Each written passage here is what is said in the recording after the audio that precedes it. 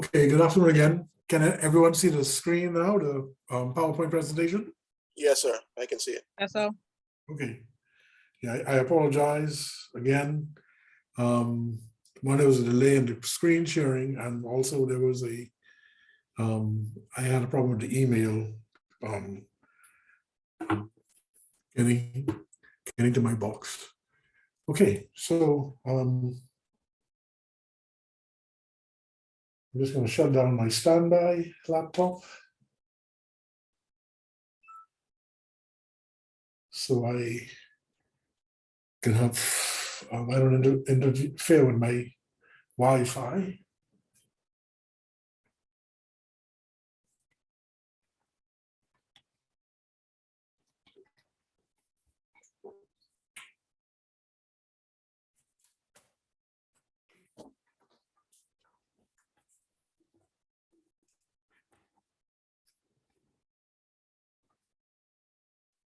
Okay, so last class we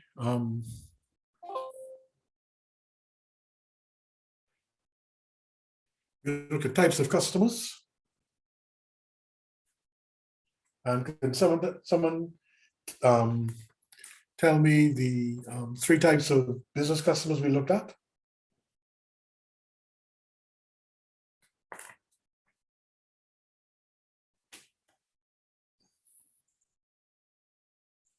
Sole traders, partnerships, and corporations.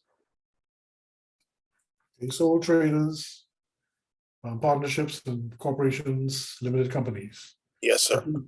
The sole trader is also called what? A proprietor. Yes, yes.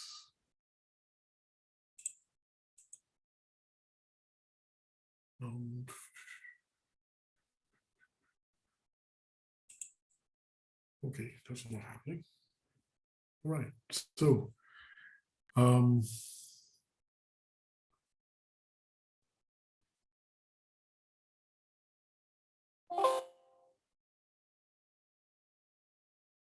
okay, so sole trader or sole proprietorship, the partnership, the corporation, and the limited company.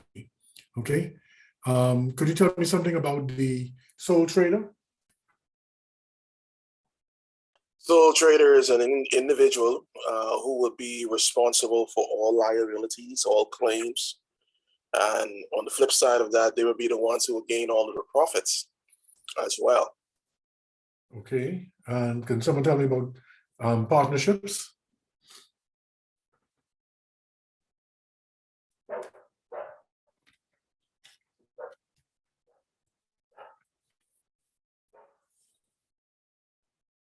From page 11.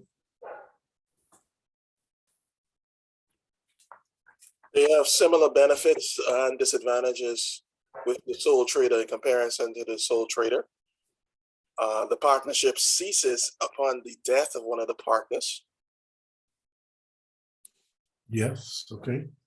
And corporations or limited companies?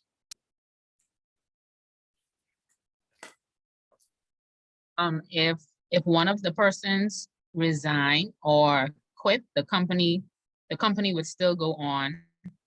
It's a limited liability and it's one of the most expensive structures. Very good, okay. So we looked at some areas of the, we looked a little more close at the corporations and companies. And there were some aspects of them that we looked at, going the wrong way. So there's a list of some of the things there. We looked at articles of memorandum of association, the borrowing resolution, the resolution to appoint bankers, the company's seal, the annual return, the certificate of good standing or certificate of incorporation, and the account mandate / authorized signatories. Could someone tell us a bit about any one or more of those?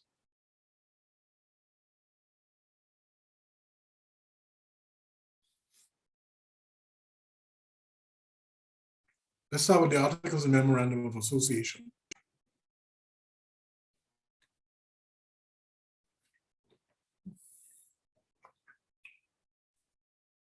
The article and memorandum of association is something that tells you what a company can and cannot do in law.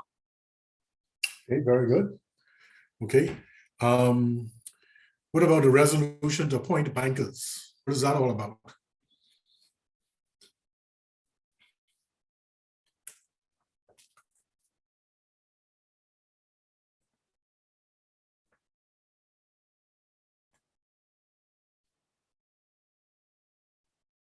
The resolution, it boils down to several aspects, being that the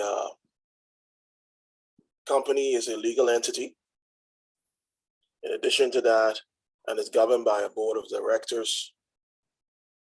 And it's a resolution is prepared to document the action or the borrowing. Okay, not the borrowing resolution, the It's a resolution resolution, to well, appoint bankers. it's the primary document, requirement authorizing the company to open or operate accounts with a bank or financial institution. Okay, so the name tells you what it does, resolution to appoint bankers. Who are the appointed bankers for the company or the corporation? And so they do that by a resolution. So just like they do a resolution to borrow, they do a resolution to appoint bankers. And actually that's one of the first things they will do, because the last item there, the account mandate or authorized signatories, item number 3 and item number 7, is it 1, 2, 3, 4, 5, 6, 7? Yeah, number 7, the last item. Those are two of the first items that along with the arts, certificate of good standing, or certificate of incorporation, or annual return, that the company or the corporation would present to the bank. Okay, so if I want to open an account, you definitely need the resolution to appoint bankers, and the account mandate authorized signatories is a standardized form in the bank that outlines the the signing authority. So whether or not one person can sign on his or her own, and up to what amount, or for any amount, or do you need 2 people or any 2 people to sign, et cetera, et cetera. Okay. Let's see. Okay, let's go to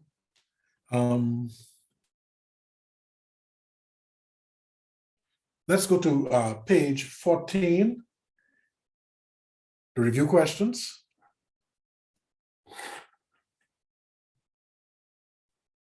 And if you don't have your book yet, follow along with us. So the first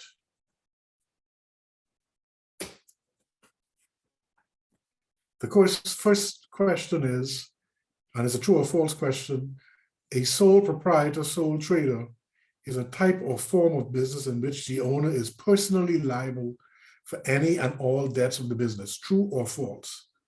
True. That's true. Okay, yes, true. Okay. In a partnership, only the richest partner has liability for any and all claims that might arise. False.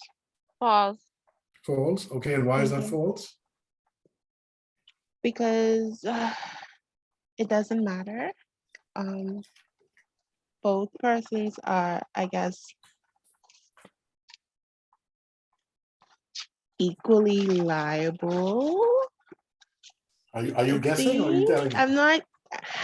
I'm trying to find the right words, because I don't know if those were the exact words that were stated, but I mean, I think that's the idea I'm trying to get at or go with. Okay, so the last point, if you look at the last point on page 11, look at partnerships. I think that's what you're getting at. Yes. Mm-hmm. Okay, so there's the individually or jointly liable for any claims that might arise. So there's a phrase that says jointly and severally liable. Jointly and severally liable. That means they are liable jointly, or like sever, to be apart. We can go after one or the other. And it doesn't matter if one owns, I think the example we used last week was if one person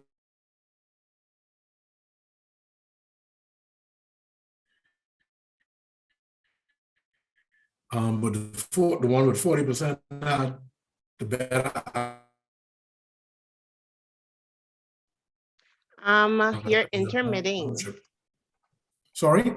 You're intermitting, like you're going in and out. So I don't think nobody heard the explanation, unless it's me. No, I no. don't know. Yeah, my sign just came up saying it's intermittent. Okay, so Okay. let me okay, so I'll go over that again. And thanks for bringing it to my attention. There's a phrase that says jointly and severally liable. So that means that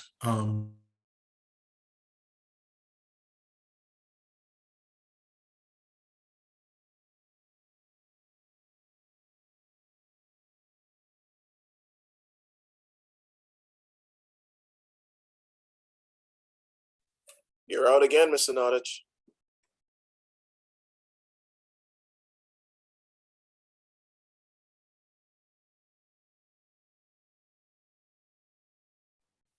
Anybody else can hear it? No, I can't hear him.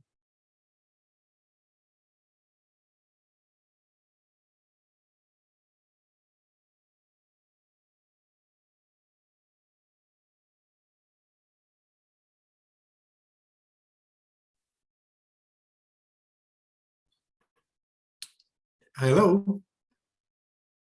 Yes, sir, you're back.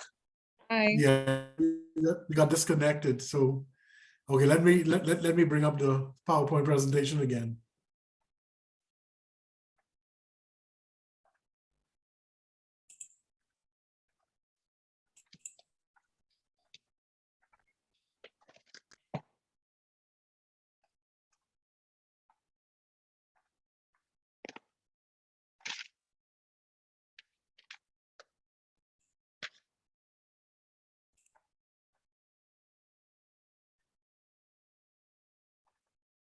Okay, can everyone see the screen?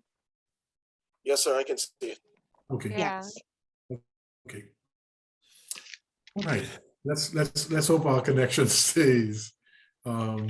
Sometimes in the evening these things go a little awry. Okay.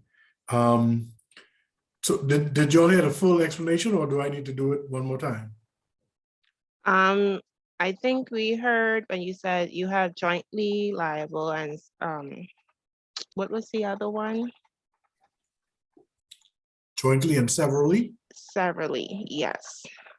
And then Okay. that's where you would disconnect.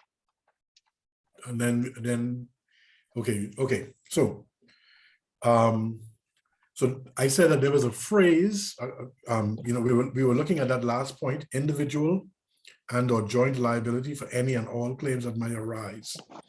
There's a phrase that is commonly used in legal terms, and the phrase is jointly and severally liable. And what that means is that they can come after both parties, or they can come after any one of the parties. So like the words sever means apart, so severally, so we can come against any one of the partners, okay? So that's what that means, individual and or joint liability. You can go against both, or you can go against any, and it doesn't matter if you own it 50-50, it doesn't matter. If you own it, like in the example we used last week, 60-40, so if the one who has only 40% ownership, but has the best assets that we can go after and get our money, we will go after the one with 40%. Okay? Understood? Yes, sir. Yes, sir. Okay, good. Okay, good. All right. So going back to okay, so going back to the questions. So in a partnership, only the richest partner has liability for any and all claims that might arise. That is false. Okay, we can go after both or either one. Okay, a blank is a type or form of business in which the business still goes on, in the event of the owner's death? Corporation or limited company. Corporation or limited company, yes. Okay, for a borrowing company, question number 4, the bank should obtain a copy of the company's latest annual return from the Registrar General's office, together with a current certificate of good standing. If a new company that is in business for less than 1 year, or it is a startup holding company, then a certificate of incorporation should be obtained. As certificates of good standing are issued to going concerns. True or false? True. True. True, okay. 5, what is the relevance of a company's articles and memorandums of association to the lender? Indicates what the company can and cannot do in law. Okay. Could you give us a little bit more, or someone else give us a little bit It more? It would indicate if a company can borrow, how it can borrow, and who's authorized to sign on On its behalf. its behalf. Excellent. Okay, so it tells us what they can and cannot do in law, but remember it's saying to the lender, and we're lending money. So more importantly to us as the lender, we wanted to know if they can borrow and how they can borrow and who's authorized to act in this borrowing. Very good. Question number 6. When a business borrows from a financial institution, why is a borrowing resolution required?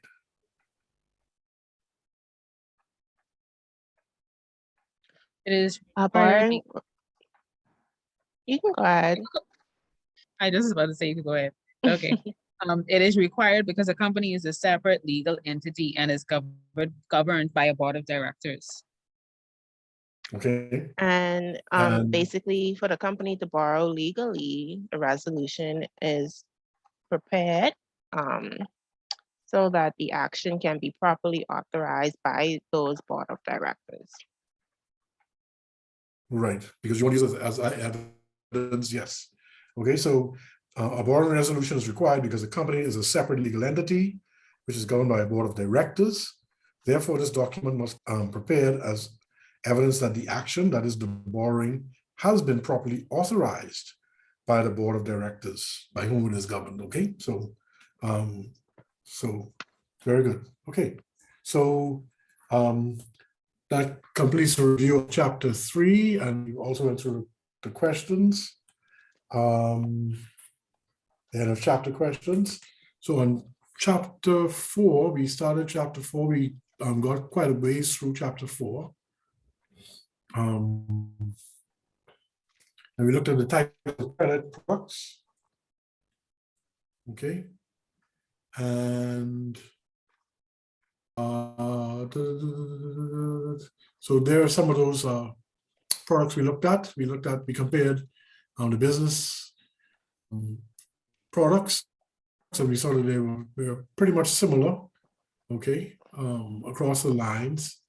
And an extra point that you had to enter into your workbook or your manual is the 4th point that's in blue, revolving access to funds. Okay.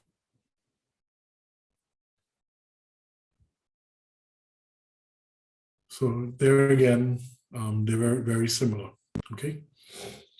Now we began looking at the different types of business products, and the first one we looked at was the customs bond. Okay. Okay, and we said guarantees the payment of import duty of a specified amount. And what is a customs bond used primarily for? And the answer is kind of in the name. It's where a bank would more or less guarantee that the payment would be made to the Department of Customs in the situation. Right, to the Customs Department, yes. Mhm. And does the client have to take any money with them or a checkbook with them? No, sir, because everything would be guaranteed by the bank itself to the Department of Customs. Right. So the Customs Department would have on record this bond in the particular company's name or individual's name. And so they don't have to travel with any cash. Okay. So what about the customs check writing bond? Is that similar to, or how is it different? It's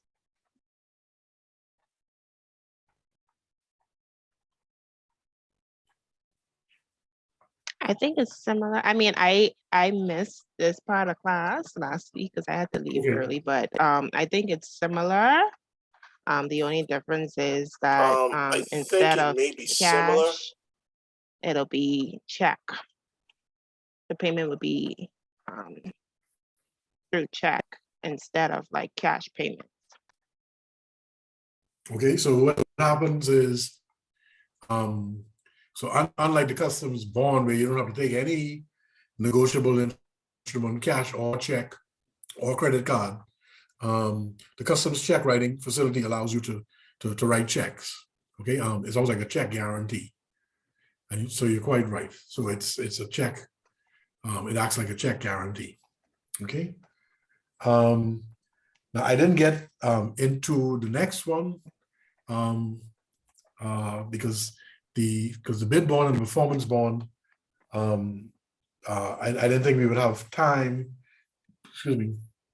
I didn't think we would have had time to do it justice for the time that we had left last class. Excuse me.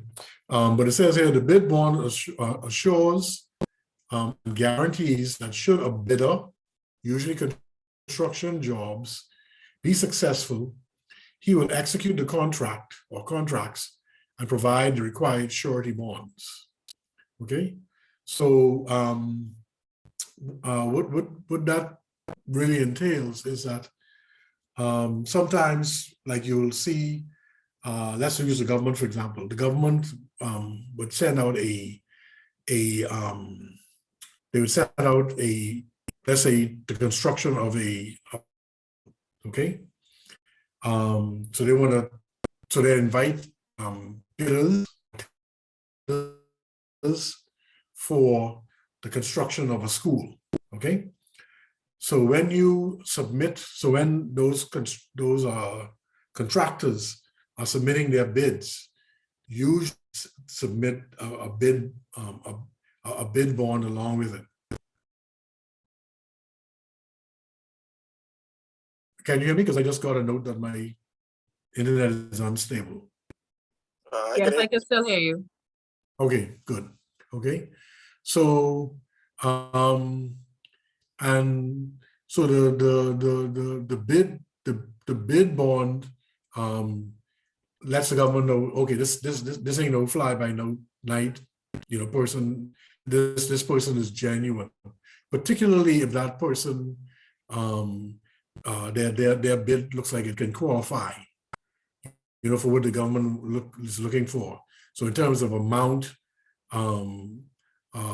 experience, and stuff like that. So it is important that the contractor accompanies their for the job with a bid bond. Now, what happens after the bidding process is that those bid bonds are released.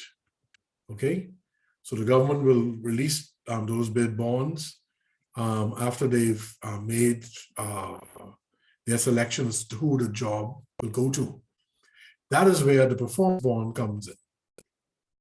Okay, and the performance bond is issued for the performance of the contract, to guarantee against the failure of the performer, usually a building contractor, to meet his or her contractual obligations.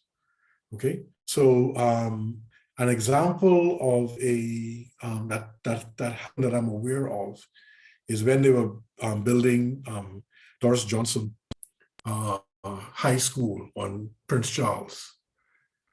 I was working at the time for the financial institution that did the performance bond for the contractor. Okay, What eventually happened, some of you may remember that Doris Johnson had some problems with the construction. And so the job was then given to somebody else to complete. Okay. During that time of the construction, some things came to light, one of which, for example, was that I guess some of the workers from the previous job, that is alleged, had poured concrete down the water pipes, the sewage pipes. So the new contractor had to dig up all of the pipes, the water lines and the sewage lines, and replace them.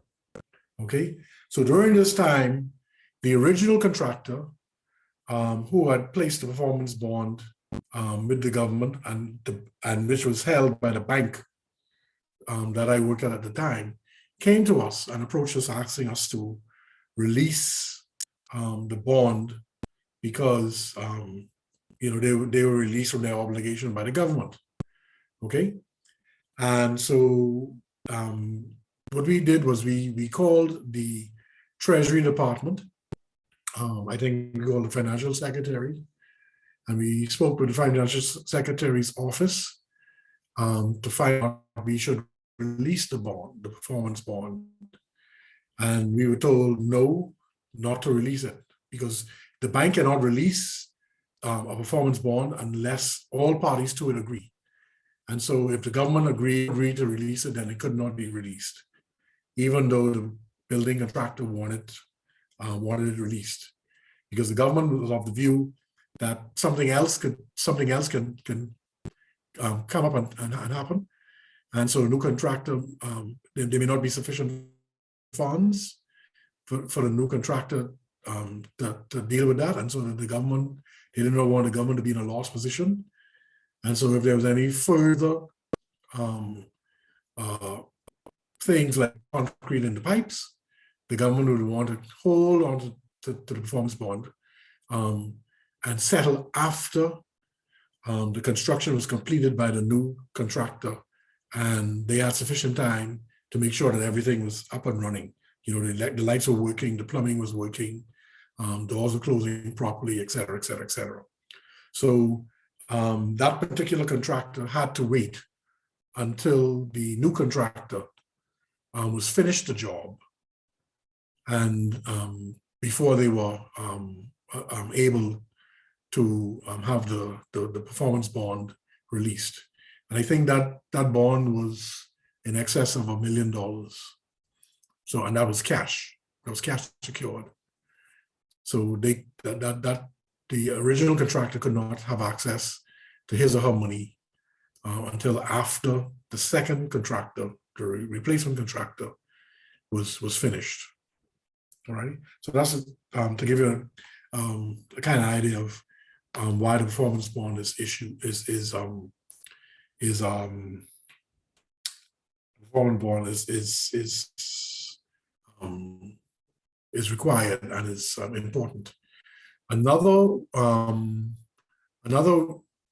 reason that you may have a performance bond issued is that in the case of subdivision development, okay?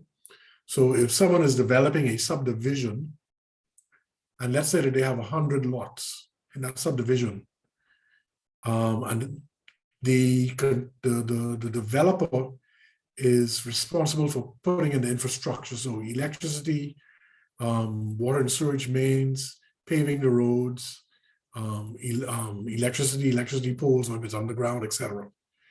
So what the government does is the government gets a performance bond, and they would hold that until the subdivision is completed and ready for sale of the individual lots. And once it's ready for the sale of the individual lots, the performance bond is released to the developer. Now, in some instances, if the developer doesn't have cash, the government may hold the equivalent of whatever the utilities or the infrastructure, the cost of the infrastructure. So for example, let's say, as I said earlier, they had 100 lots. They were developing 100 lots.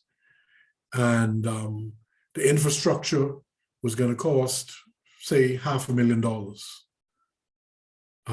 Well, it's probably going to cost more than that, but just as an example. So, and let's say each one of those lots are worth $100,000 each.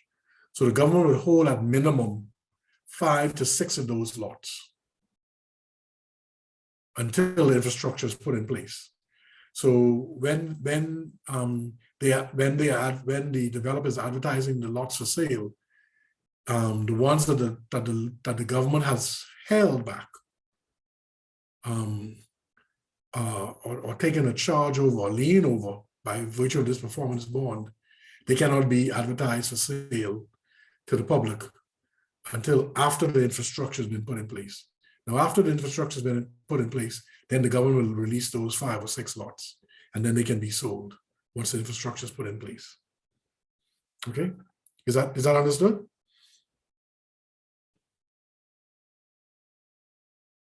Yeah, so Yeah. So sometimes it makes you wonder, though, that there are a whole lot of complaints when people say that a developer didn't put in the infrastructure, either the electricity poles or pave the streets and whatever. And so in my mind, I'm kind of puzzled, because if the government is holding a performance bond, then if they've left cash, use the people cash and put in the infrastructure. If they've left lots, sell the lots. Sell the lots and put in the infrastructure. So I'm kind of a little baffled as to why people have to fight and struggle and go through the courts to get a developer to put infrastructure in that they're supposed to put in, when the government is supposed to be holding performance bonds for the development of those subdivisions. But anyway, that's another story for a different day. Okay. So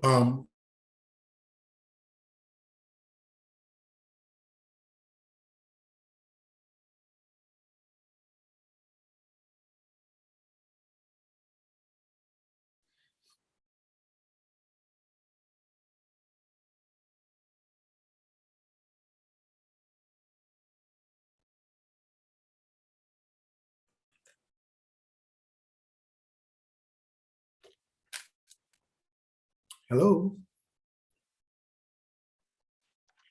Yes. Okay, so the bid bond is during the bidding process. Okay, and the bond and the performance bond is the successful bidder will then supply performance bond. That's basically that. Okay, and then we want to look at something different, which is a letter of credit or documentary credit.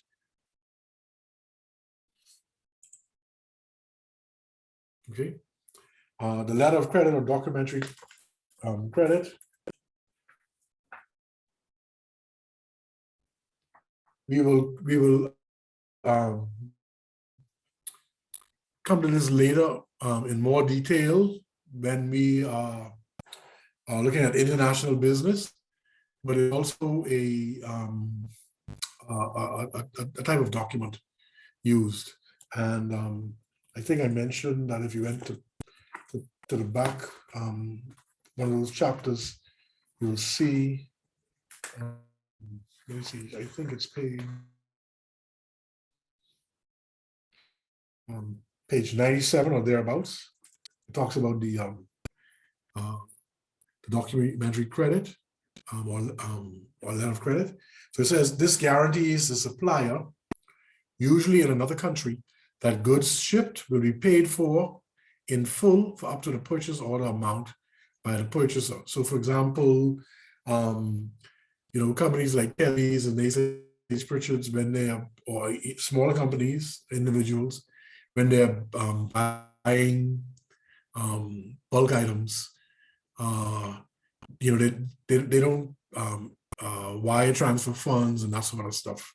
They use documentary credits or letters of credit, and it's a means of, and I think we can look at the diagram a little bit, It's a means of getting the funds from the owner of the business to the supplier of the goods to the business, and it's done through their banks. Okay, so but the key to remember about all of these documents are that they are all written agreements, usually with a standard format or form document, and usually supported by cash. So when we looked at the bond, the performance bond, we also looked at the customs bond and the customs check writing bond, and now this letter of credit, documentary credit. There's always some sort of standard format that is kind of accepted internationally, particularly when you come to letters of credit or documentary credit. So that, I mean, for example, they're so uniform in lots of instances that even if it's in a foreign language, and you cannot, and you don't know what that foreign language is, because you know what that section covers in your language, you should be able to fill out the form. That's how standard and uniform some of these international documents are, particularly your documentary credits and letter of credits. Okay, and those are used interchangeably. So let's look at the a diagram of it, a simple diagram, as on page 97. There's a more complex one on it, I think on page 98, but we're not going to look at that now. We look at that later when we get into international module 2, the international business. So we have an importer, and it could be, you know, again, your John Bulls, your A.C. Pritchard's, your Kelly's. It could be your local mom and pop store around the corner. They want to import some goods. So there's this trade between the importer and the exporter, and that's what this two-way arrow is. Okay, so there's trade. Okay, the importer wants the goods from the exporter, and the exporter wants to send his or their goods to the importer because there's money to be made. And so the importer goes into their bank and establishes a documentary credit or letter of credit. And that document, again, supported by cash, is used on mechanism. So we see it going from the importer going to their bank, setting it up. It sends payment to the exporter's bank, and then from the exporter's bank to the exporter. Okay, so it guarantees an exporter gets so that's basically how it works. Any questions on that? I'm good, sir.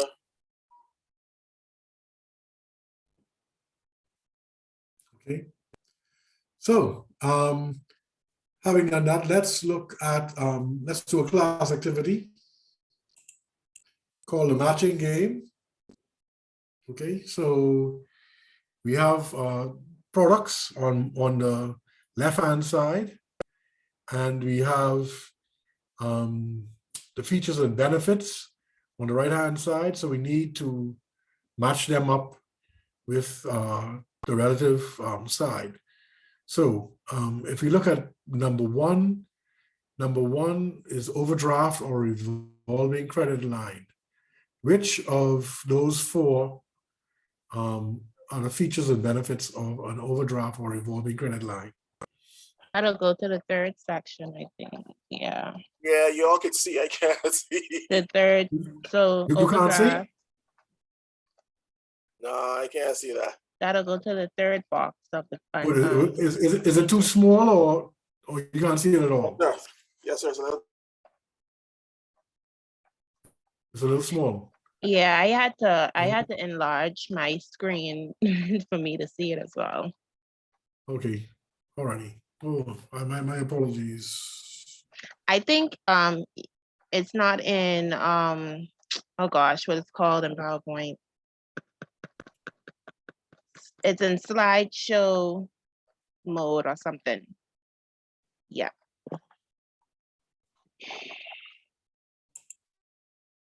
Okay, let's.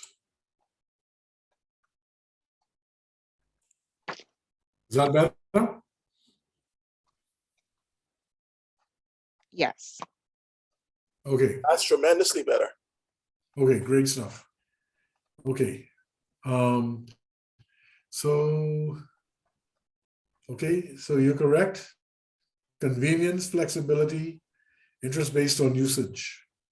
Okay, what about number or corporate credit card? That would That's the first go. one.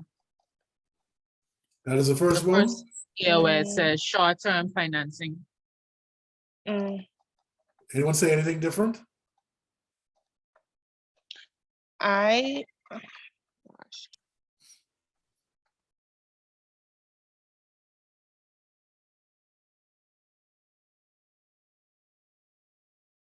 I'm with number one as well. You go to number one, okay, yes, okay.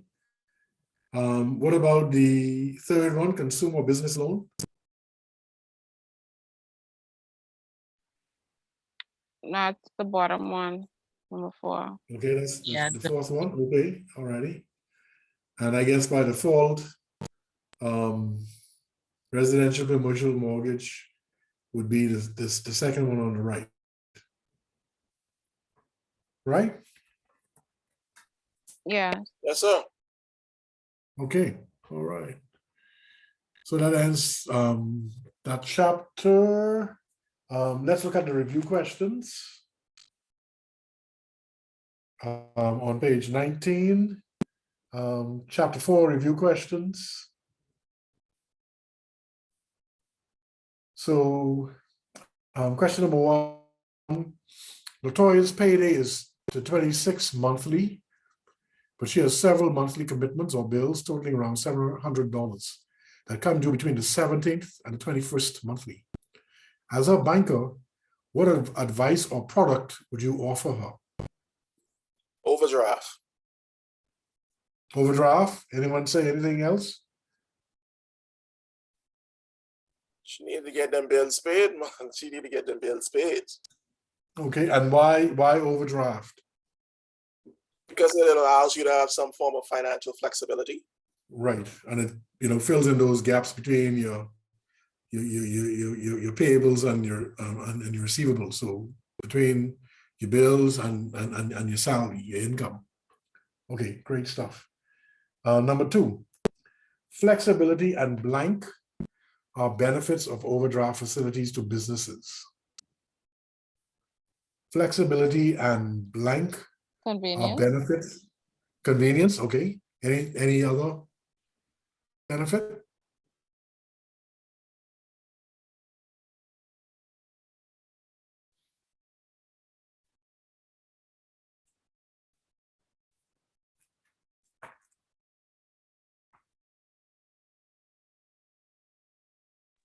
interest based on usage. Yes, okay. So you can use either one of those two, flexibility and convenience or flexibility and interest based on usage. Okay, great stuff. So list two features or benefits of mortgages. Any two features or benefits of mortgages? Longer Low repayment and Long term and low interest. Okay, so longer repayment terms, lower interest rates. And there's a third one that can be used. accumulating equity over time. Accumulate equity over time. And what does that mean? You want to tackle that one? build up cash value in property. Yeah, basically. Okay, well, not so much cash value, but I guess you could say, the equivalent of I would say the equity is basically the difference between how much the mortgage actually was and how much the mortgage has been down to. So the difference in between there is the equity, I guess, that the person can use for something additional if they need to. right. So equity is the stake that the owner has in the property. So it's the difference between, as you said, the loan balance is, and what the value of the property is. So the difference between those two would be the owner's equity, right, or the property owner's equity. So, and why would it accumulate equity or this value over time? Why would it do that over time?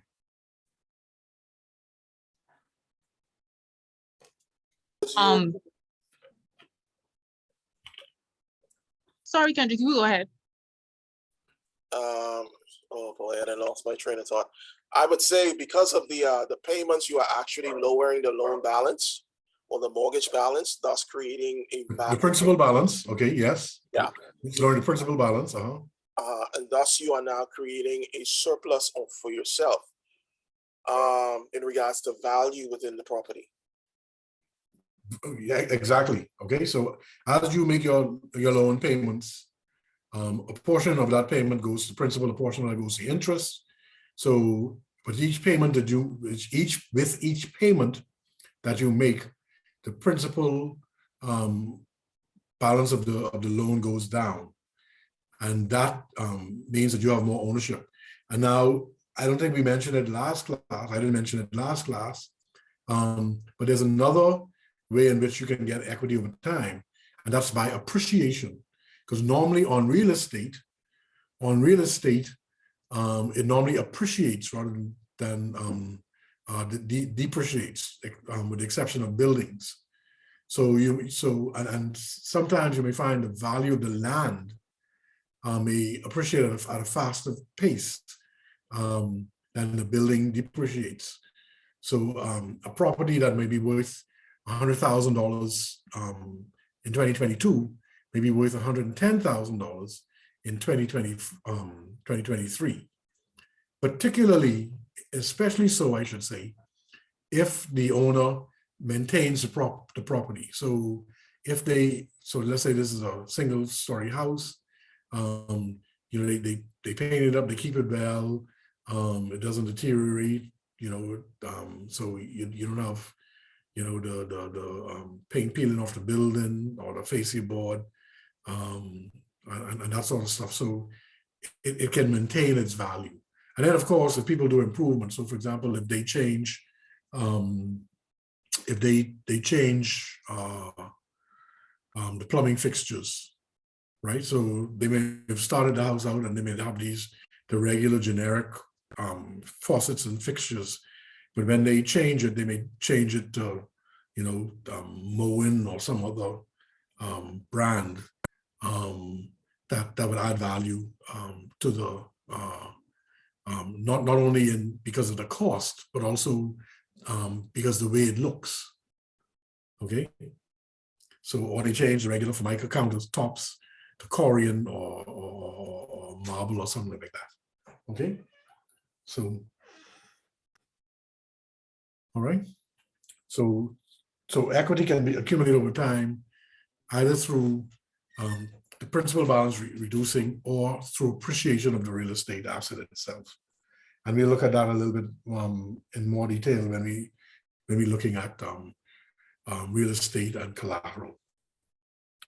Okay, question number 4. Which of the following describes a customs bond? A, B, C, D, or E? A. A, correct. Okay. Question 5. Customs check writing facilities are available to partnerships and corporations, but not to sole traders. True or false?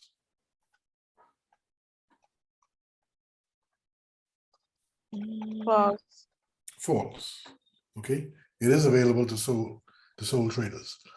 Excuse me. A letter of credit facilitates international trade and guarantees payment for exporters. True or false?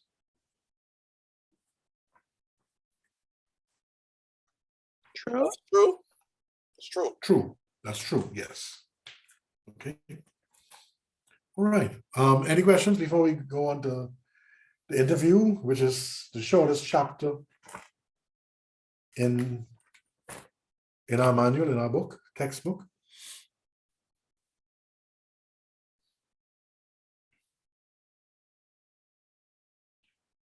No questions? Yeah, I have a question. I'm multitasking again. Just I missed the equity accumulation over time explanation. Okay. Okay, so equity over time, what happens is when you, your loan payment, your loan payment has, a portion of your loan payment goes to the principal balance of the loan, and a portion of it goes to the interest, right? So with every payment that the customer makes to their mortgage account, it reduces the principal loan balance by a certain amount. So when that principal balance on the mortgage reduces, that amount means that you have that much more. Well, the owner has that much more equity or value that they own in that property. Let's take, for example, let's say your principal balance is $25,000. The next payment goes through, and it takes out $300 from the principal. So your principal balance goes down from $25,000 to $24,700. Okay, so not only does your principal balance goes down by $300, but now you have $300 more ownership, because we said that equity is what you own, is your stake or the client's stake in the property. Okay, it's the difference between the value of the property and the amount that is owed on the property. So when you subtract the amount that's owed on the property from the value, that becomes the owner's equity. So if that is reducing, in this instance, by $300, if the principal balance is reducing by $300, it means that your equity or the ownership stake is increasing by $300. Okay, and so that is in one instance in where equity accumulates over time. The other explanation I gave was that real estate appreciation. So you'll find that land values in the Bahamas in particular tend to increase over time. So you can have the equity being increased because of the land value, and also because the owner has taken measures to maintain the property, so that depreciation in any building on that property is almost zeroed out. So for example, if they keep the property well manicured, painted up so there's no paint peeling or faded, whatever it is, none of the fascia boards blistering or rotting, changing say faucets or fixtures. If they've done anything to maintain the value of the property, of the building, when the value of the land goes up, then the owner's equity also goes up. And if I remember correctly, I said that's a property that's say valued $100,000 today, maybe even valued $110,000 next year, 2023. Does that help?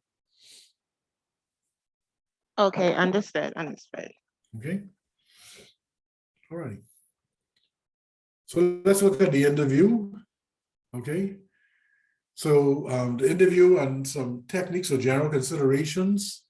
There's some things that are required of you before the interview, some things that are required during the interview, and then some things that are required after the interview. Okay.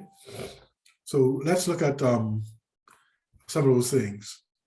When we used to do in-house or in-person classes, we actually used this little thing here, and it was in three different pieces. And so the bottom of the sandwich, this hamburger sandwich, was the things you did before. So we inserted the things in the bottom of the sandwich, and the things that you did during, which was your equate to your meat, your lettuce, tomatoes, your condiments, blah blah blah, and stuff that you use after you put your the top of the bun on it. So it was like an interview sandwich, but unfortunately we we don't have that. But if you think of it in terms of a sandwich, there's things that you do before, that's the bottom of the sandwich. Things that you do before, that's what's in between the sandwich, and things that you do after, that's the top of the sandwich. Okay. So before the interview, and I did that to kind of help us to well, one, to make it a little bit more fun, and also two, to reinforce what happens before, during, and after the interview. Okay. So before the interview, you need to set, or if you've already set the appointment date, you need to reconfirm your appointment date and time with your client. That is for those of you, those ones where people call in for appointments as opposed to walk-in clients. You want to ensure that you have an understanding of the customer's requirements, what it is that the customer is looking for. Okay. If it's an existing client, you want to pull the customer's relevant file, whether it's the credit file, the security file, the account mandate, etc. Now, you may say, well, what is the credit file? What is the security file? What is the account mandate? And any other file. Okay, well, the credit file is, well, let me start with the account mandate. Every customer, remember when we talked about the corporation and their mandate file, and it tells us the names of the name. Well, it has the name of the company, the signatories who could sign, blah blah blah. Well, the account mandate is that file that it is used by the bank when the customer comes in to open an account. So if that's a savings account, a checking account, or whatever type of account it is, fixed deposit, the account mandate is your basic account. Okay, so it tells you the customer, it outlines the expected credit flowing through the account, any other KYC documents, etc. Okay, so that is your the first file that you'll have for a customer would be their mandate file, right? The other two relate to if the client is a borrowing customer. Okay, so if the client comes to borrow or is a borrowing customer, they will have a credit file, or some banks call it the working file, and that's the file that you keep close by in a filing cabinet or filing room.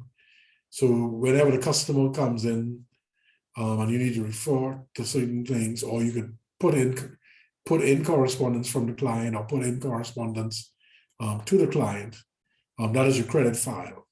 Okay. Also, any notices going out to the customers that you may have, that may be duplicated, you put the copies of the duplicated notices going out to the clients in the credit file. In the security file, or collateral security file, some people call it, is where you put the loan documents. So, and some of those documents will be the promissory note, which is your first document that you use when someone comes to borrow. They have to sign something called a promissory note, and that says that's a legal document that's executed usually in-house, saying it's a promise to pay back the bank a certain amount of money or at a certain amount of interest over a certain period of time. Okay, so you'll have a promissory note. If there's a charge document, and by that I mean if you're taking a charge over some asset of the client, so if it's a car, you will take a chattel mortgage over the car, or if it's furniture, you may take a chattel mortgage over the furniture. We're going to discuss more about different types of charges and collateral security later on. If it's a mortgage over a real estate, then you take what they call a first demand mortgage, or the short term is just a mortgage. For business, if you're taking a charge over their fixed and floating assets, it'll be a debenture.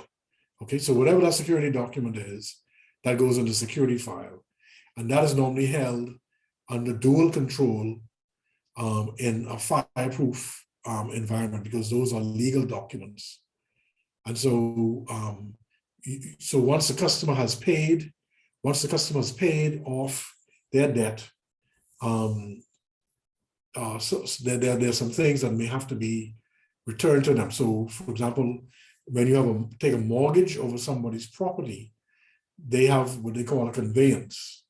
The conveyance shows that the property is owned by them. It was conveyed to them by somebody who owned it before them, right? So the bank will hold the original conveyance documents along with the mortgage document.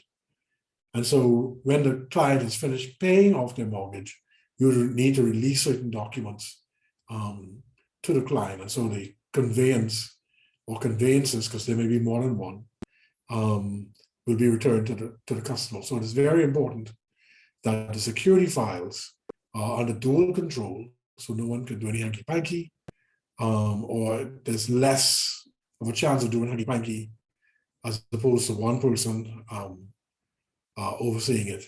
And again, it's under lock and key with some fireproof safety measures. So in case of a fire, the risk of losing those documents is very low. Okay, so you want to pull the customer's relevant file. You want to have a blank application or applications and any other relevant forms available that you need to have them handy, because you don't want to be,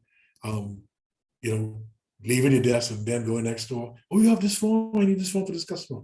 So whatever forms for any type of lending that you do for the client, whether it's a single person, whether it's two people applying, whether there's a trading as, whether it's a partnership, whether it's a company, whatever documents you need or forms you need, bank forms you need, make sure that you have adequate supply within reach, either in your drawer or in the cabinet nearby, wherever you work. Again, you don't want to be running all over the place and asking and calling for forms, and inconveniencing the customer and taking more of their time and also more of your time. Okay, so have a pen or pencil and paper available in case you need to jot notes. Okay. Any questions on that? No, so No. Okay, so let's look at 4 more. Okay, so you want to identify the area or location or your office to be used. So if you don't have an office or there is an interview room or whatever it is, before the interview, you want to identify where it is you're going to be interviewing them. And most banks now, they have an interview room separate from your loan office, or because sometimes all of us in one general area, so we may have an interview room. But those of you who are fortunate enough to still have your own offices, then the interview may take place in your office. What I recommend is that if you are interviewing someone of the opposite sex, do not close the door. Leave the door ajar. Okay, and if possible, as a male, if I was interviewing a female, I left my door ajar, enough for there to be confidentiality, but also enough that you can't have anybody accusing you of anything untoward. And actually, I had my administrative assistant. I had a position in a way that I had eye contact with her, and she had eye contact with me. So if I needed something, or I needed to be rescued, she knew certain cues by me. So then all of a sudden I'll get a phone call and I say, "Oh, excuse me, I have to just attend to something here. I apologize, I have to attend to something." So I had my cues already made out in case I was uncomfortable in a situation and I needed an escape.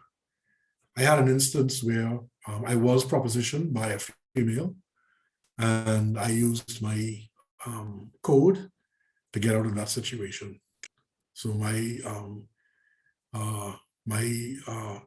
so I'll either get a phone call, or your administrative assistant or the person who is working with you will come to the door and say, "Oh, I have an important message for you.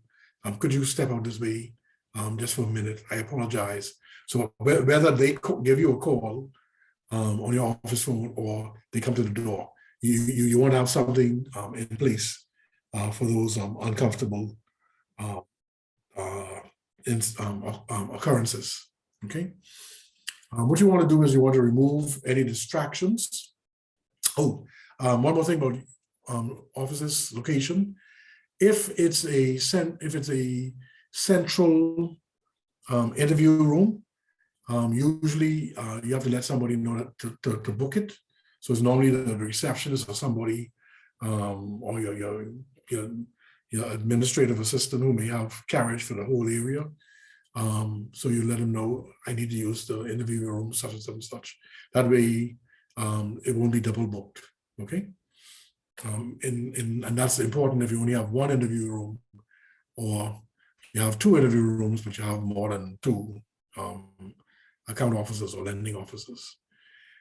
7, you want to remove distractions. I know sometimes nowadays we have like pipe music coming through our offices in the general areas. So to the extent that you could have a room where you are not subjected to the radio noise or the TV going on, or you're not so close to where there's public access where people are walking up and down in the general area and talking a little loud.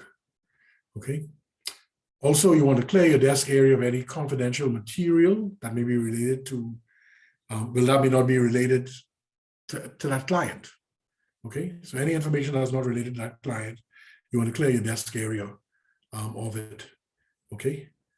As a security measure, I also kind of put my stapler in my drawer, particularly when I was dealing with arrears customers. I didn't want them grabbing my stapler and throwing it at me. So clear your desk of any confidential material and other stuff. 9, you want to have access to the computer or your customer information, and you want your screen facing yourself. But if you need to show the information to the client, and most of us now have swivel screens. Most companies have swivel screens, or the screen may be light enough that you can just turn it around, let the customer see. But for the most part, you would want the computer facing yourself, and only let the customer see what they really need to see. Okay.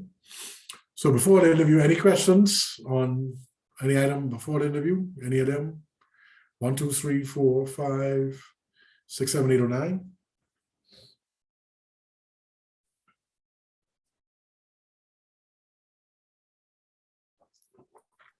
We're good. Okay. All righty. So during the interview, you want to listen intently and pay attention to what the client is saying, so that the object is to really fully understand what it is the client wants to achieve. What is, what they're borrowing the money for, et cetera, if they're borrowing money. And in our instance, we're looking at lending. Okay. So outline the objective of the interview or the meeting. It could also be a meeting where the client is questioning a payment, right? Or they may be wanting to know how their payment is distributed between principal and interest.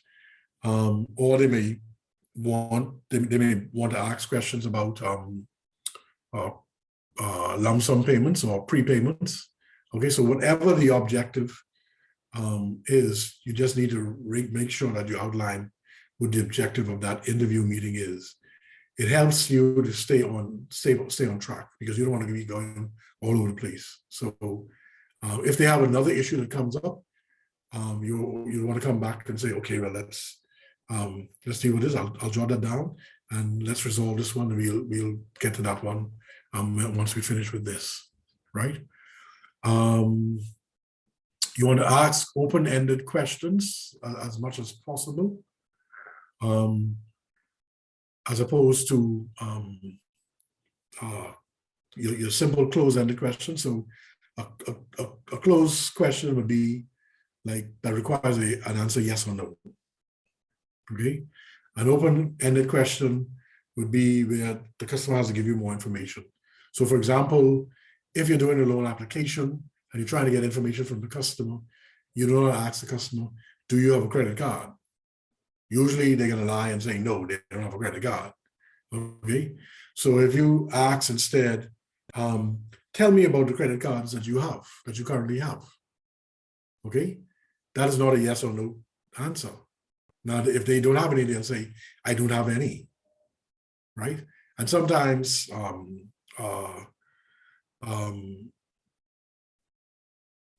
the people we interview, they're so good at lying that, they could lie to you with a straight face, okay? And so then you may just want to ask the question again and watch their body language, which is why I prefer, particularly first-time borrowers, that the interview be an in-person interview as opposed to completing a loan application on the phone or electronically, totally. So if they complete a loan application on the phone or online, my recommendation is that there should still be a sit down so that you can see the person's mannerisms, because based on those mannerisms, you would be able to tell whether or not they may be either outright lying or fudging an answer or avoiding an answer. Okay, and if you look at your loan applications, okay, if you look at your loan applications, you'll see that it moves from personal information, and we're going to look at this later as well. It moves from personal information, age, date of birth, etc., name, blah blah blah blah, to more detailed information based on what is your what you own and what you owe. And there's a reason for that, because once you ask them, the closed questions, the straightforward everyday answer questions that affect their lives, which we call their demographics. Where do you live? Okay, do you rent? Do you live with someone? Where do you work? How much do you make? What is your date of birth? How many children do you have? Do you have any other dependents? Right?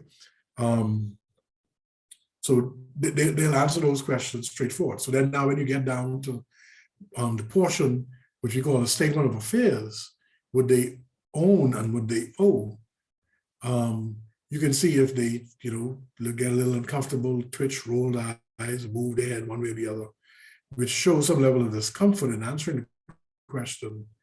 But depending on what they do, may also indicate that they may not be totally honest with you. Okay, so the open-ended questions, as much as possible, will give you the results that you need, particularly given that our credit bureau isn't fully functional, up and running. There are some people participating in it, but not all banks or financial institutions or finance providers have provided information to the credit bureau for us to really look at that information and accept that information as a full set of information on any one person in this country. Okay. And you want to also invite feedback. Okay. And repeat questions and answers for clarification. The reason you want feedback is to make sure that they're understanding what you're saying, or that you're understanding what they are saying. Okay. And so, so 4 and 5 are kind of closely related. Okay, so invite feedback, repeat questions and answers for clarification. Okay, any questions on any of those before I go to the next set during the interview?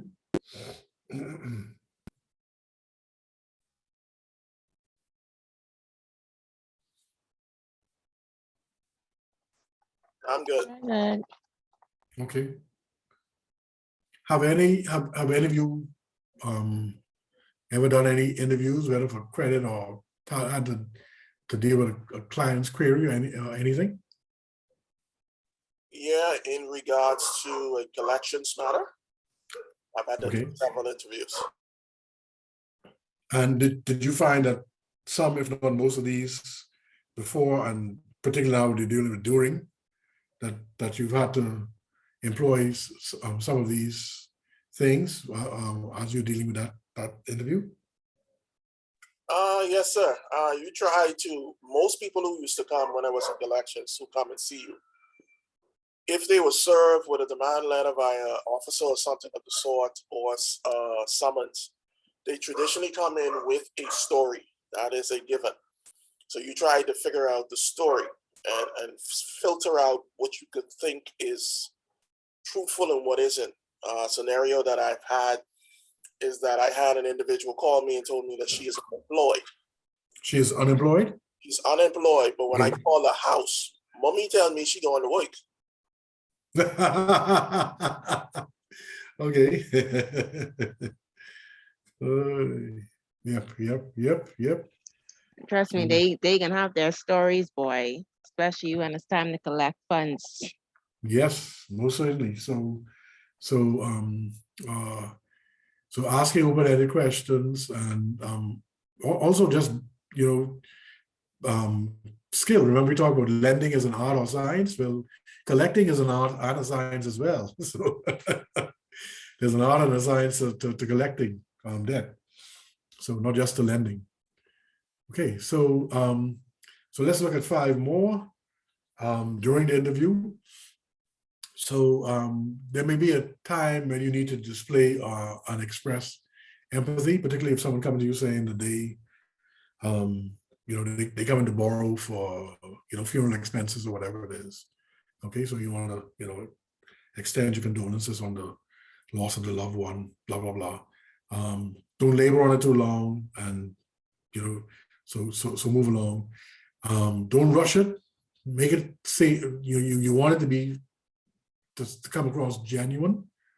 Okay, and most Bahamians, I find, are sympathetic generally when it comes to that. So unlike probably some other cultures where they have to really become actors and actresses, I think with Bahamians we pretty much we pretty much are masters of being able to display and express empathy or sympathy to clients who've lost someone or who may have gotten some bad news about their health, and so they need to come borrow money probably for an operation or whatever it is, right? Okay, so number 7, apologize for any company errors or mistakes. Okay, again, don't belabor the point, and don't hide any errors or mistakes, because you only further inflame the client against you. Okay, I know I've had to do a number of times, and I've had to apologize, where errors may have been made in the past, and particularly if there's a different account officer, because once they know there's a new account officer, they try to bring up all their old past stuff, whatever it is, and so you need to bring them on track that well, I'm now managing your account, and going forward, I'll do my best to make sure that those errors don't occur going forward as much as possible. So you want to deal with it and move on. Okay, during the interview, you want to gather any relevant information and any relevant documents that may be required, and you also want to take notes. So you want to document as you go along, take some notes, okay? Because after the interview, you'll have to do some formal documentation of what happened, Okay, so gather your relevant information, documentation, jot down some little notes as you're going along to help you remember. So after the interview, you can put it all together. Maintain control of the interview. Okay, so maintain control of the interview. Remain professional and polite. Sometimes people will say things to try to incite you. Y'all is always thieving our money. Y'all always thieving my money, blah, blah, blah, blah. And so you don't have to reply to everything. And sometimes some financial institutions, we have, if you have this type of customer and this customer saying this is what your response should be. And it's particularly for phone calls, dealing with irate customers or difficult customers, or dealing with customers who we have to collect funds from. But also on general interviewing with clients. There's some pet, I call it, or I should say pet. There's some standard phrases that companies may have in dealing with certain individual types, personality types. Okay, so but in the event that your company does not have those standard phrases, try to remain professional, polite. You might want to go online to say, if this situation occurs, how you should handle it. So Google it, whatever it is, so that you not just portray a good image for the financial institution, but you portray a good image for yourself. So you speak well of yourself. So when that individual sees you on the street, they will have a certain level of respect for you, notwithstanding that it may have been an unpleasant interview or reason for the interview. They will say, well, that person treated me with respect. That person treated me professionally. That person was polite. Okay, they weren't dismissive of me. Okay, so the last thing you want to do is get in a row with the customer. For goodness sake, never do that. Okay, any questions on the second 5 before we go on the last 4? Okay, Mr. Nordich. Yes, sir. I had an experience on last week, Friday, relative to what you were just discussing. Apologizing doesn't work. It doesn't work because persons, they just got some hangups, and there's nothing that you can say to them to appease them. Yeah, well, I mean, you apologize and you move on. If they keep talking, whatever it is, allow them to diffuse themselves and let off their steam, right? I hear you, apology, blah blah. But then you just have to, let it go, and then regain or maintain control of the interview, and saying, going forward, this is how we can assist you, or whatever the circumstance is. Right, but there are some interviews that are contentious by nature, and like you say, no matter what you say, the client won't agree. I had one where no one wanted this woman's account, and this was a mortgage, and this woman was just a terror. Okay, she was a delinquent customer, and she just ranted and raved and ranted and raved. Okay, and I mean, it got worse when she came in and saw me face to face. Okay, it didn't help that I was light skinned and my hair was fairly straight. So then she called me all kind of other things. Okay, you white this, you red this, see, all y'all get us enslaved and blah blah blah. So so you just you say, Miss So-and-so, going forward, I'm the new account officer, such and such will not, I could try to make sure that doesn't happen. But I want you to understand. And so then I explained to her that when her payments are late, this is why, after a certain number of days, the late fees accumulate. This is why, or after a certain period of time, because there's so much interest, none of the money goes to principal because it's paying so much interest. And then, then she paused. Okay, I mean, this didn't happen in the first interview, but when I kind of got a feeling as to you know, what was happening with this woman's account. You know, a subsequent interview, I said, you know, so I'm just going to explain to this woman what happens when she misses a payment, right? And then, you know, I mean, she still blasts me out for my kingdom come, but she did admit, you know, Mr. Nordich, no one ever explained this to me. And if they explain this to me now, you know, I'm saying to myself, even if they'd explain this to you, you're going to pay anyhow. Okay. So, and then of course there was one time when she was telling me, and if you come to the house, I'll burn you and the house up. So, you know, so, and then Aw. it so happened, and then it happened that, but she was a smoker. She fell asleep smoking a cigarette, and the house did catch a fire, and partially burned down. And so when I heard about it, I went to the house, you know, asked, you know, is she okay? Is there something we can do? In fact, I made a call through her daughter because she wouldn't answer the phone. So her daughter lived with her, and I made a call through the daughter. And I said, you know, I want to come by, you know, see the extent of the damage. You know, where's the damage? You know, is rain gonna be coming through or whatnot? And because I showed empathy, and you know, the daughter was like, no one ever said anything. See, now as a banker, I need to go see what happened to my asset. Okay, I need to go check this out.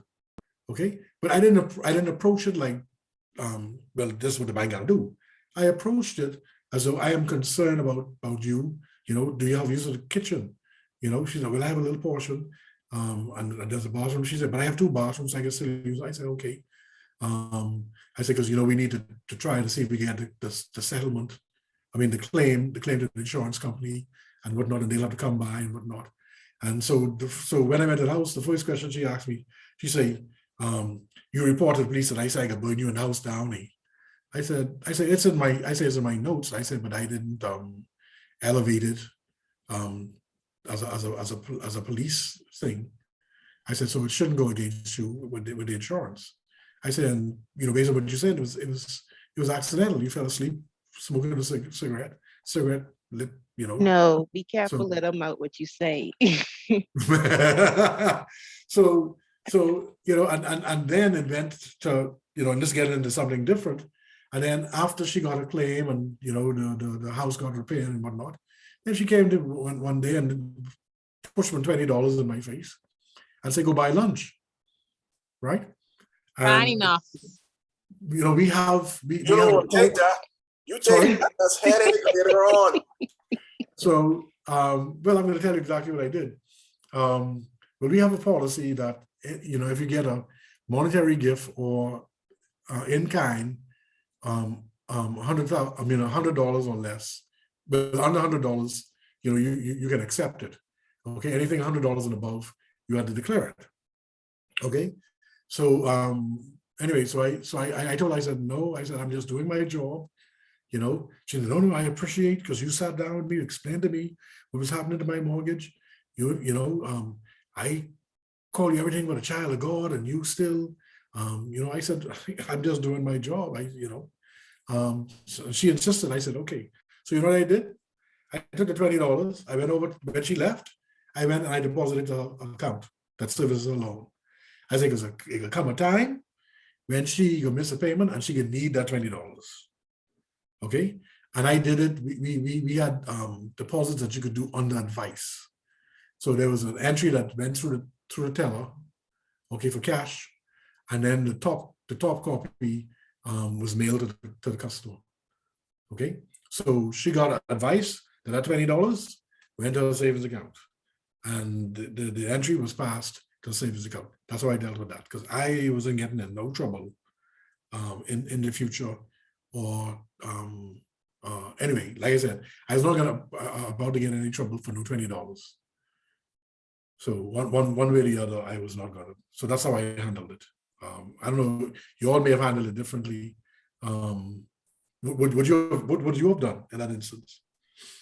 Well, our company has a policy where a certain monetary amount you can receive, just like the institution you were with.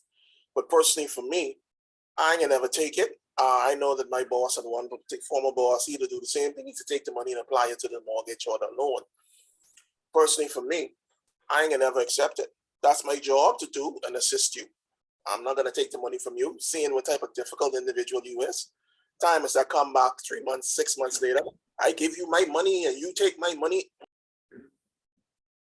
Exactly. So so it isn't worth and even if it's $1,000, given the history of that account, I would have deposited to her account. So okay, so 10, remain professional and polite. And the last 4,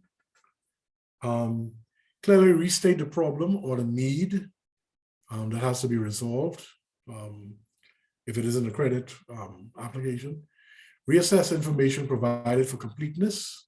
Okay, so that point where it says gather relevant information and documentation, item number 8, on the right side, make some notes. You want to make sure that toward the end, you're gathering all your stuff, and even if you have a checklist, sometimes we have checklists to make sure we tick off what we need. So tick off your checklist. That also helps with your note taking. So that's 12. That comes under 12. 13. Provide a callback time by which a determination will be reached or additional information requested. So if this is a problem-solving thing, interview, I have to send this up to, I have to send it through the channels. When I receive a response, and I would not let them know where it has to go. It has to go to your manager or head office or whatever it is. Just say, I have to follow. It has to go out above my desk, and the turnaround time is normally 24 hours or 48 hours or 72 hours, whatever the case may be. Let them know. Or it may be that they need to bring some additional information to you, and you may want to follow up with the person or persons for the extra documentation, particularly if it's a credit application and they need to bring something in order to complete the credit application. Then, of course, you always want to thank the customer and invite any further questions or feedback. Okay. Any questions on that before we move to after the interview?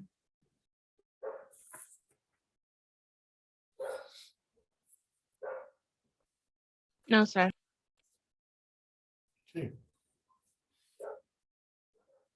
So after the interview, okay, the 9 parts to this. So you want to document as clearly as possible all that has transpired. Okay, so in order to do this, you would not want to have your clients set up to be interviewed one right after the other. Give yourself a few minutes in between each interview, unless, of course, you have a walk-in, and of course, walk-ins take priority. So you don't want these people on their lunch hour or whatever it is.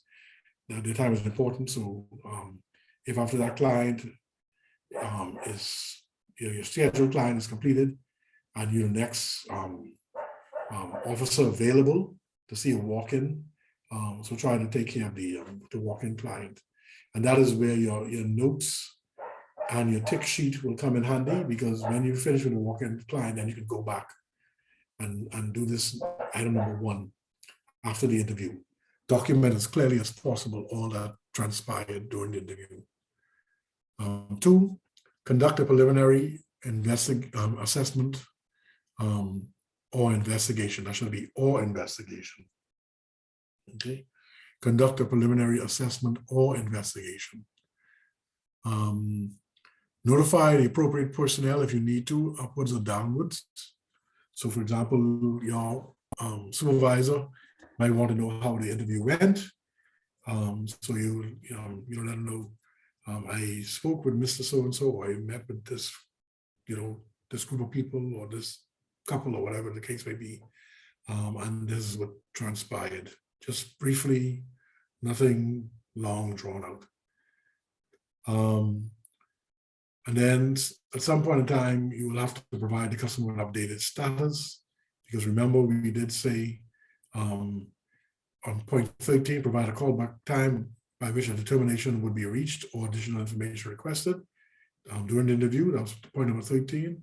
So after the interview, you would want to 4, provide the customer with an updated status at some point in time, whether that's the following day or whatever the agreed time was. Okay, and then you want to fully investigate or assess the matter. Okay, so while initially you conduct a preliminary assessment or investigation, at some point in time you need to do a full investigation or assessment of the matter. Okay, that's when you really get down to either assessing the credit application or looking at the complaint of the customer or the query that the customer had. Okay, any question on that before we look at the remaining 4 points?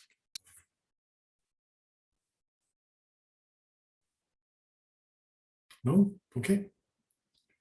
So 6, request any additional information that might be required.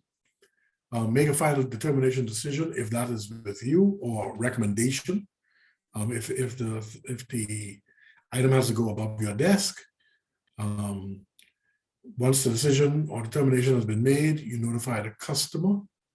If there is a decision that you need to act upon, so you act upon the decision or effect the decision, whether or not there's an approval to do something or a transaction that needs to be processed.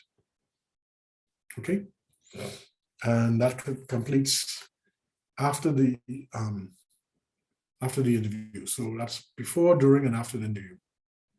Any questions on that or any of this section, this chapter?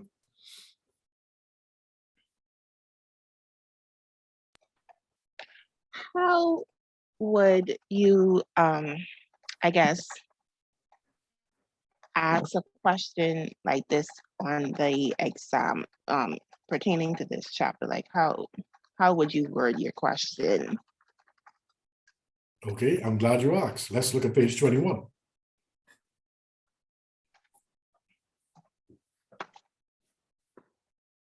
Okay.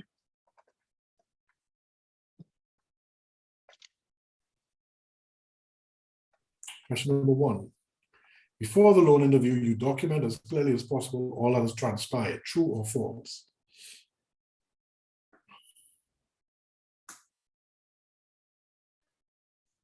False. False, okay. That happens when?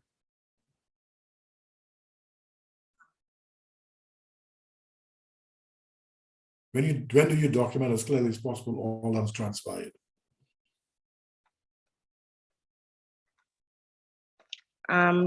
After. After. Point number 1, document as clearly as possible all that has transpired. Okay. So after the interview, the following should occur except A, B, C, D, or E.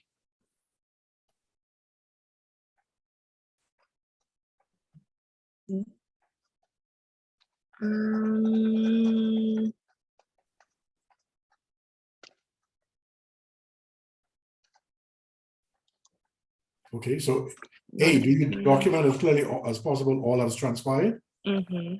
Okay. Do you notify the appropriate personnel upwards or downwards? Yes. Okay. Do you reassess information provided for completeness? No, that would be during. Okay. That's point number 12 on during, right? Yeah. Okay. Okay. So after the interview, the following should occur except C. C would be your answer.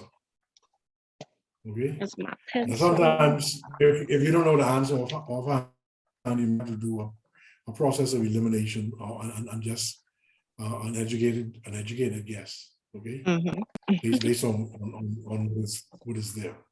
Okay. So So, for example, E, notify the customer. You won't be doing that you won't be doing that during the interview because the customer's sitting in front of you. Mhm. Okay. So you'll notify the customer after the interview. Okay. Blank the interview. The following techniques should occur. Listen intently, outline objective, ask open-ended questions. During the interview? During the interview, yes. Okay. Okay. So those are examples of the types of questions you may get. Okay. Okay. So mainly multiple choice and fill in the blank. Okay, so I mean, true and false, but throughout, you know, throughout homework and the final exam, you'll have true, false, multiple choice, fill in the blank. That's pretty much fill in the blank. Might even be just more than one word. It may be a phrase or a few words, but it won't be require as much writing as that was required in chapter 2, the review questions chapter 2. Okay. Except when we come to the in class case study, where we look at Martin and what's her name, what are people's name? Back on page, was it page 100 and something? Martin and Sherry Rule. When we look at the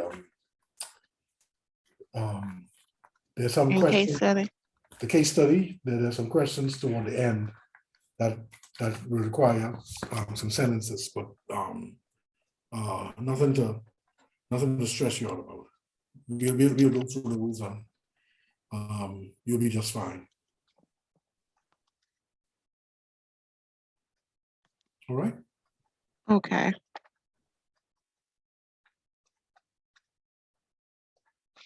That ends that chapter. Okay. So we begin chapter 6. I'm not sure we're gonna finish chapter 6 tonight, but we'll go as much as we can. Chapter 6. I'll give you I'll give you a homework assignment, your first homework assignment tonight. I'll send it either tonight or tomorrow, but it'll be due on Tuesday. What I've decided to do with homeworks is from here on out, I'm going to give homeworks on Thursdays. So you have the weekends, they'll be due on Tuesdays. Then I'll grade them on Tuesdays and we'll go over them on Thursdays. Okay. Okay. So I'll give homeworks. I'll try as much as possible to limit giving homeworks on Thursdays, due on Tuesdays, review the Thursday of that week. That way we don't linger. Okay. So so the homework that's due tonight, I will look at that this weekend, but we won't discuss that until we get to the chapter on alternative sources of financing. Okay, but it is a graded assignment. Okay, but I just wanted to get that out of the way before we started getting into the meat, because I wanted the homeworks to concentrate on the meat of each chapter rather than having you do too much research. Once we get moving on the credit side. Okay, so we're gonna begin looking at the lending process, an introduction. Okay, so the lending process, chapter 6, an introduction, and it says here, page 22. It is vitally important to the success of the credit process that the bank or lending institution carry out the following 4 essential foundational services. The first one is blank. Okay. And that first blank that you should fill in is structure the process. Structure the process.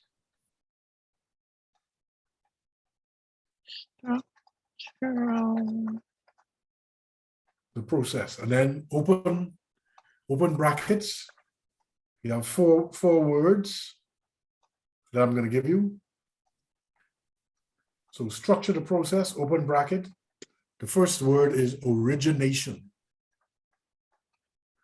Origination.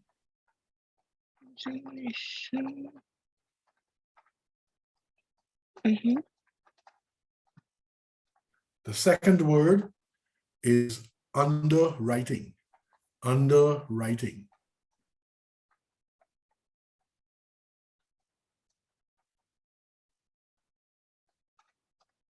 Mhm. The third word is administration. Administration.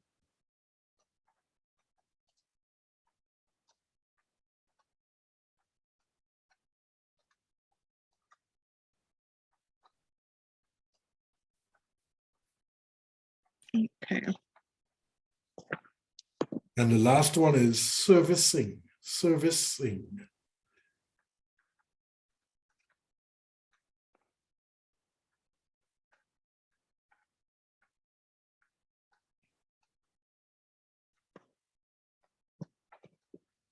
And if you look further down, you'll see where it says the structure. It lists those: loan origination, loan underwriting, loan administration, loan servicing.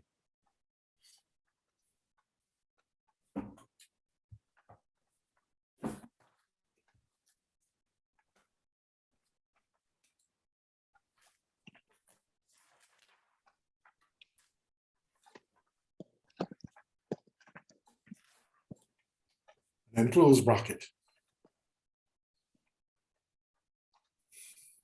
Okay. So the first one is structure the process, open bracket, origination, comma, underwriting, comma, administration, comma, servicing, close bracket.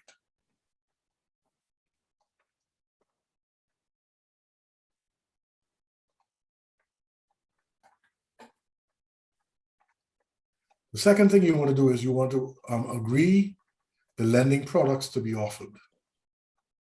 The third, you want to agree to the criteria to qualify. And fourth, you want to select your team or teams to carry the process with a comprehensive list of products and criteria, for example, using your credit or lending manual. Okay, so any financial institution will structure the process from originating the loan straight through to the end of the loan. They want to agree to the products they want to offer. Okay, and then they want to agree the criteria to qualify. You know, what is the down payment? What interest rate? How long we're gonna do this particular type of facility for, et cetera, et cetera. And then, of course, select the team. The team would be your staff, employees, to carry the process. So you'll look among to see who's best suited for what particular positions, in terms of lending, in terms of documentation, inputting, that sort of stuff. Okay.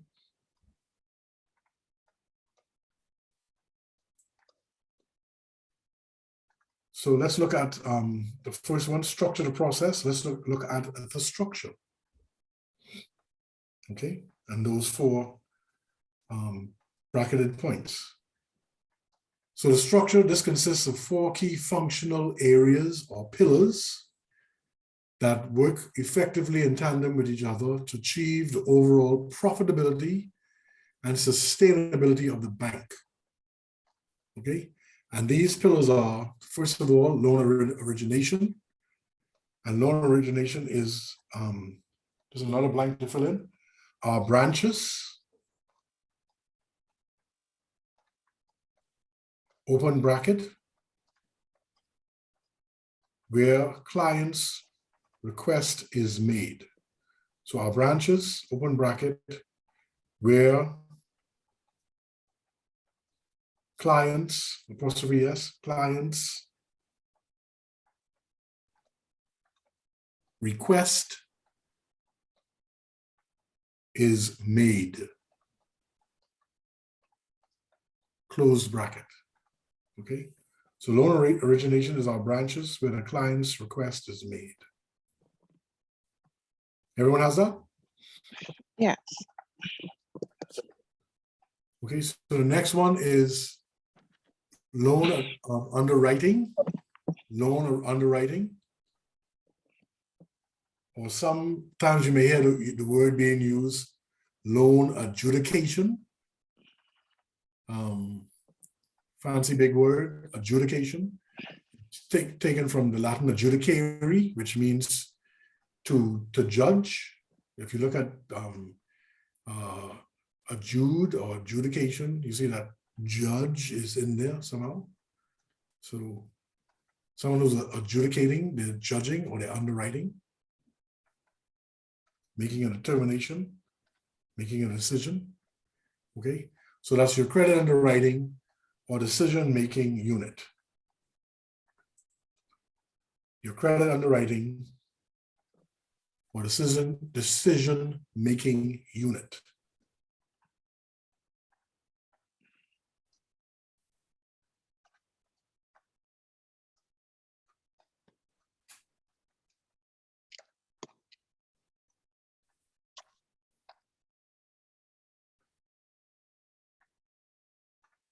And 3 is loan administration. Loan administration.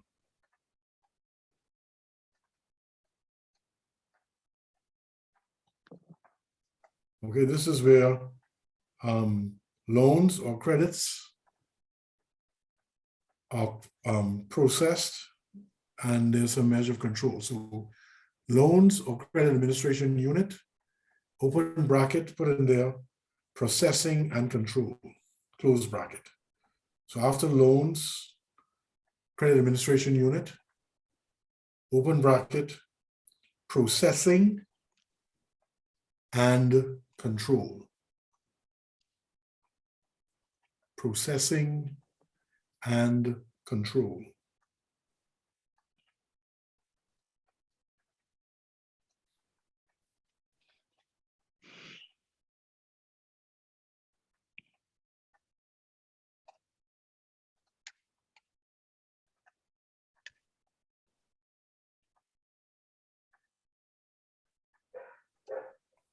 And then finally, the 4th key functional area or pillar is loan servicing.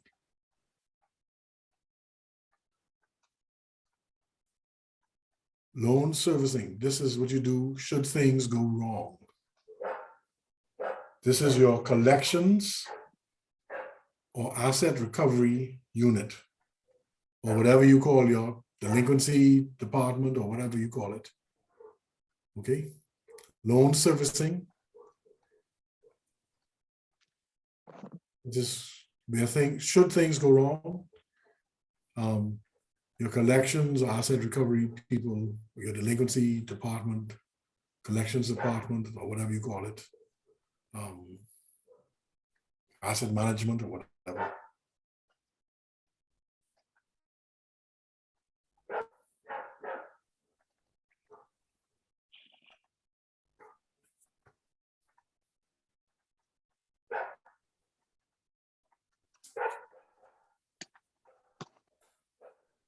Let's look and see how these 4 departments function in a lending institution. Okay, so it says figure 1 in the next slide outlines the key functions of each pillar and the expectation as to how each is to operate in harmony with the other 3. So first of all, we said loan administration. those are branches, right? Mhm. Because that's where loans originate from our branches, right? Or they are sales team. Okay, so they are sales oriented. They're the ones who will be doing the interviews. So they have the initial client contact. They'll be dealing with any KYC issues, know your customer issues, or other compliance requirements. They will complete and submit the credit application.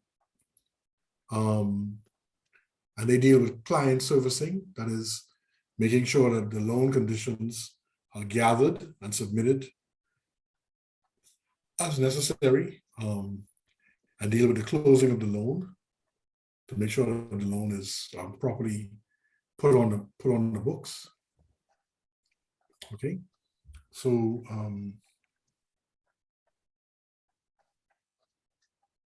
then you see the next department is credit underwriting. They are concerned with risk management and risk control, credit risk management and credit risk control.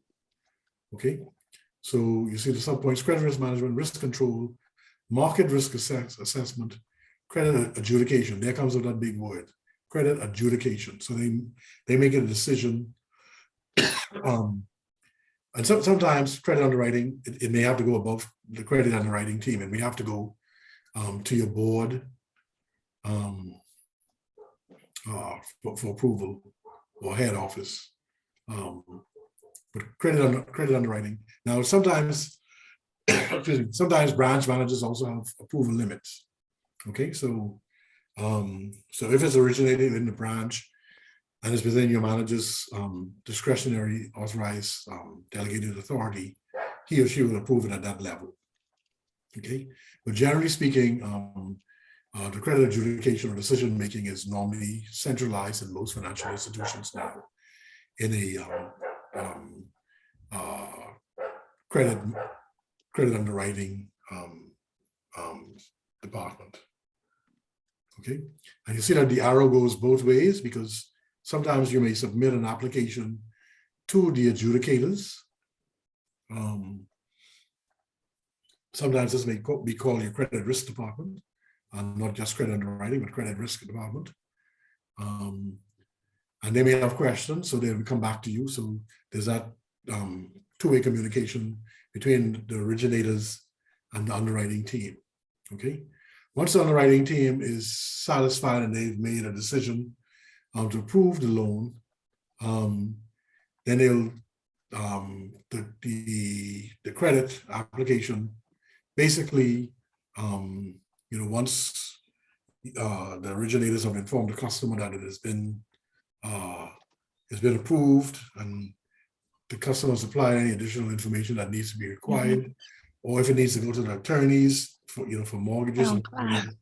Once that process is completed, it goes on to credit administration, who are concerned with operational risk and process control. Okay, and so they deal with the credit disbursement, make sure that the necessary collateral is in place, and any supporting documents like life insurance coverage or building insurance coverages, that type of thing. Salary, the salary deduction letter is actually acknowledged by the employer. They won't draw down a loan until all those things are acknowledged in hand.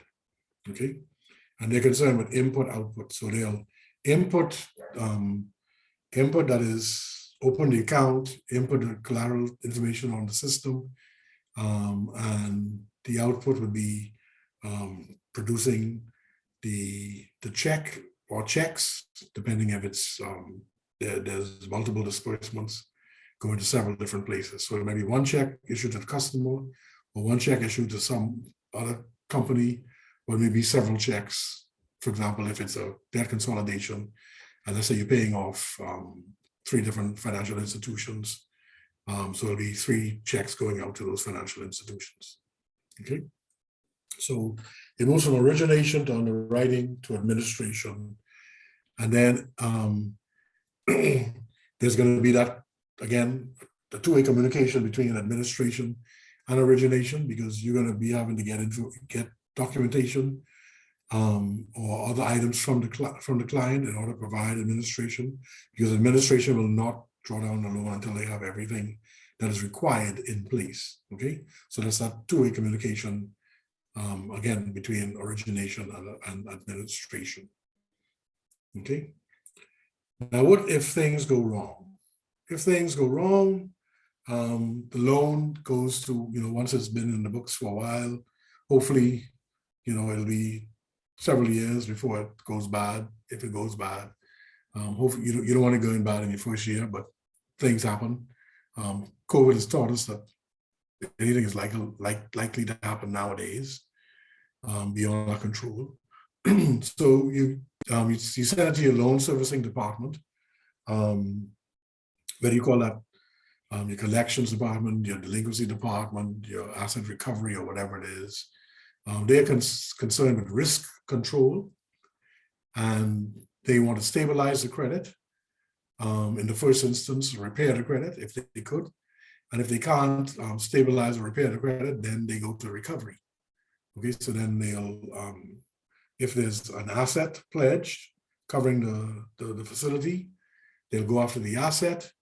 If the asset is sufficient, then there's no further action. But if the asset is insufficient, then the decision may be to go after the client for the balance, for the residual balance on the loan. If there's no asset being held, then you have to go after the clients based on their cash flow and their net worth. Okay. Hopefully, if the credit is stabilized and repaired after a period of time, it's returned back to the control of the branches or loan administration, or loan origination, sorry. And once that's been serviced properly, say 12 months or longer, and the balance goes down, origination may want to start the process all over again. Hey, let's give this customer some more money. Okay, we'll give them a new loan for a different purpose. So then I go through the process again to credit underwriting, to loan administration. And hopefully this time around, you won't need the loan servicing department.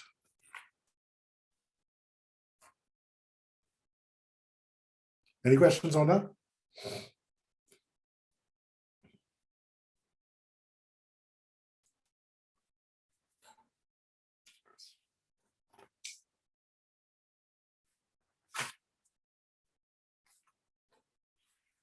Hello, you still there with me?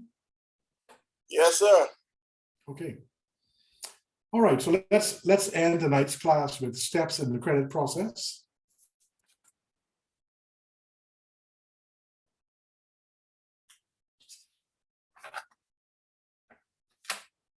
Or we just might get to finish this chapter. Okay, so let's look at steps in the process. Okay, so we have loan origination, loan underwriting, loan administration, loan servicing. So it says here, one is application or credit request, gathering information, having a complete picture, review of information, structuring the credit, assessment of application, all the way down. There are 15 sections. What we want to do in this, I would suggest you use a pencil for now. If you have a pencil, or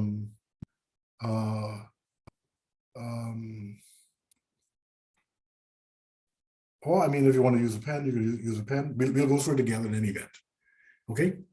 So number one, so what we do is you can either put a tick mark or an X under the department in which this item occurs. So for example, the application, completing the application or the credit request, who does that? Does origination do it, underwriting do it, administration do it, or servicing do it? That would be origination, correct? Yes, sir. Say that Okay, again, please, sir. I was given the example for the first one. I was saying you can put an X the appropriate box, whether it's origination, underwriting, administration, or servicing, for each one of these 15 categories. So in the instance of the first one, the application or credit request is done where? And I gave you the answer. I said origination. So what you do is you either put a tick or an X under origination in that box.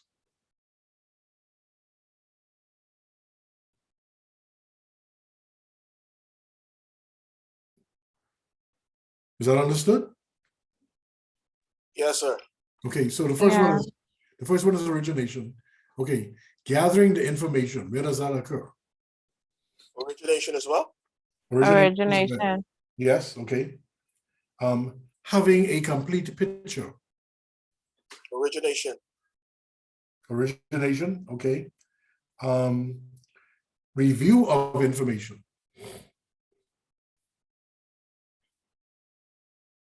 Underwriting. Underwriting. Part of the adjudication process.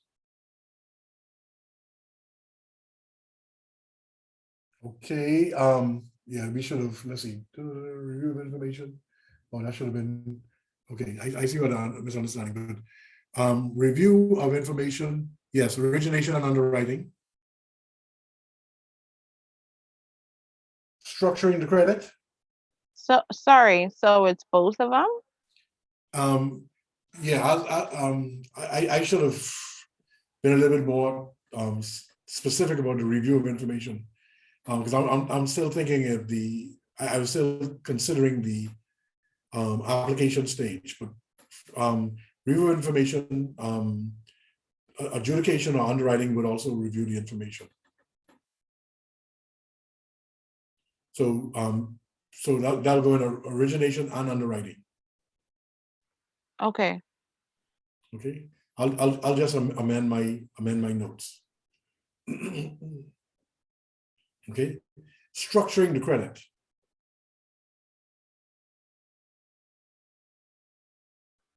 Underwriting. I think that's origination. Okay, so structuring the credit primarily is origination, but underwriting can also structure the credit, because when they get it after reviewing it, they may want to structure it differently. So that's origination and underwriting. Assessment of the application. That's adjudication, so that would be underwriting, sir. Okay, but the loan officer also has to make an assessment, right? There's an assessment page of the application. So you have that in the first instance being done by origination. Origination. And secondly by underwriting. Agreed? Yes, sir. Okay. So we're in now documenting the terms.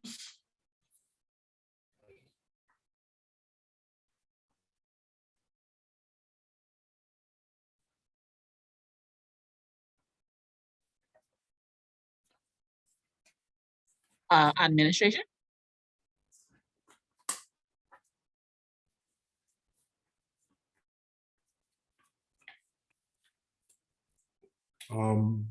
Look at point number 8. Would you be employing administration at this point before the client is advised of the decision?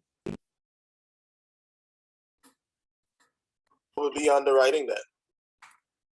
Okay, so it'll be a bit of documenting the terms. Initially, it'll be origination and underwriting, because underwriting needs to have an understanding of what are the terms and conditions on which you are recommending your lending, your application.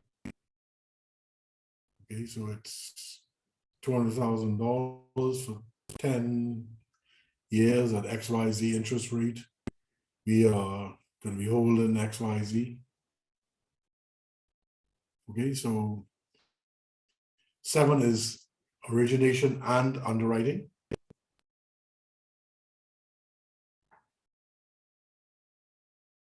8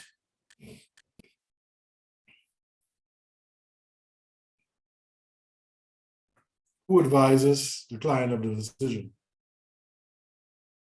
That would be the loan officer. So that's origination, right? Yes, sir. Okay. 9, compliance with approval terms.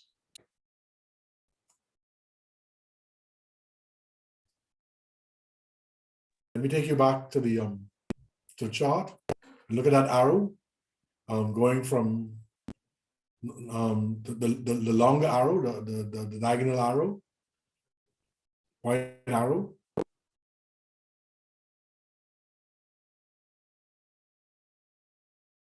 Remember what I said happens between those two departments in green and yellow? I've given you a hint, sort of. So compliance with approval terms.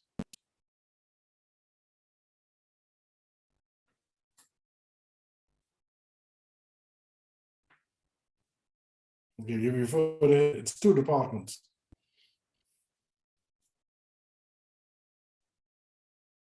Is it I the gave, origination? I gave you the colors. I gave you their colors. I said green and yellow. Origination and administration. Okay, and so and it's it's origination, because they are the ones who have to get the information or the documentation and provide it to administration. Okay, so ultimately administration has ultimate oversight of making sure that the approved terms are complied with, but origination has to get those they have to be the catalyst in getting those. Okay, so it's origination and administration. Is that understood, or I need to explain that? I think I grasp it.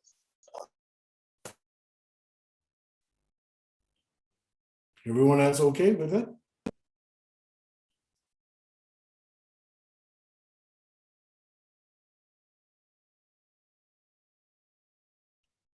My apologies, Mr. Nordich. I'm still under a little bit of the weather. I was diagnosed with COVID-19 this morning, so. Oh my goodness, my apologies. I'm so sorry to hear that. Hopefully you won't be too adversely affected. Did you see a physician and he or she prescribed a course of, if not, you could ask them to do so, you know. Yeah, I got tested and it came back positive, and then I went to South Beach Clinic and they didn't give me any prescription or anything based on my symptoms. But if things do develop, they say to come back. Okay, alrighty. But there's some precautionary things. I'll send you a note afterwards. Stuff that you can do. Okay, so so we are saying compliance with approved terms. That is origination and administration. Taking of security, number 10. That's administration. Anyone else?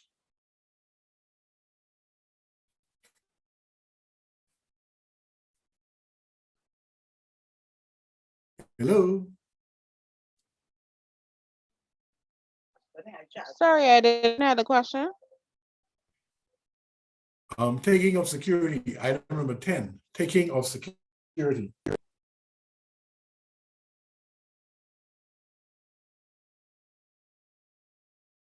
Which of those 4 units? is responsible. I say administration. Administration. Sorry, administration, someone saying administration. Okay, administration is one of the answers. Origination as well. Okay, remember, documents that, because administration is not client facing. So unless they have to request documents from an attorney in writing, any document received that is not required from the attorney must come through the origination team, because they're the ones who have the interaction with clients. Okay, so in the first instance, it'll be origination. Ultimately, again, oversight, similar with compliance and proof of terms, you'll have administration. Okay, terms and condition loan.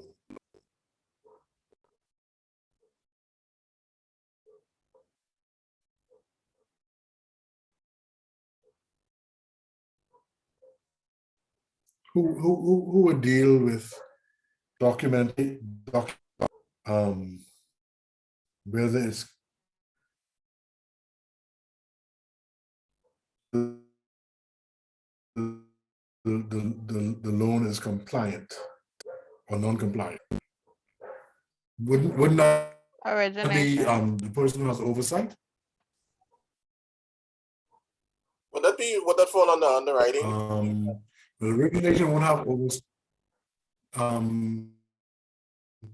You get origination is responsible for getting this stuff, but you have someone who has oversight. Remember, we talked about the department that has oversight for compliance with approved terms and taking of security.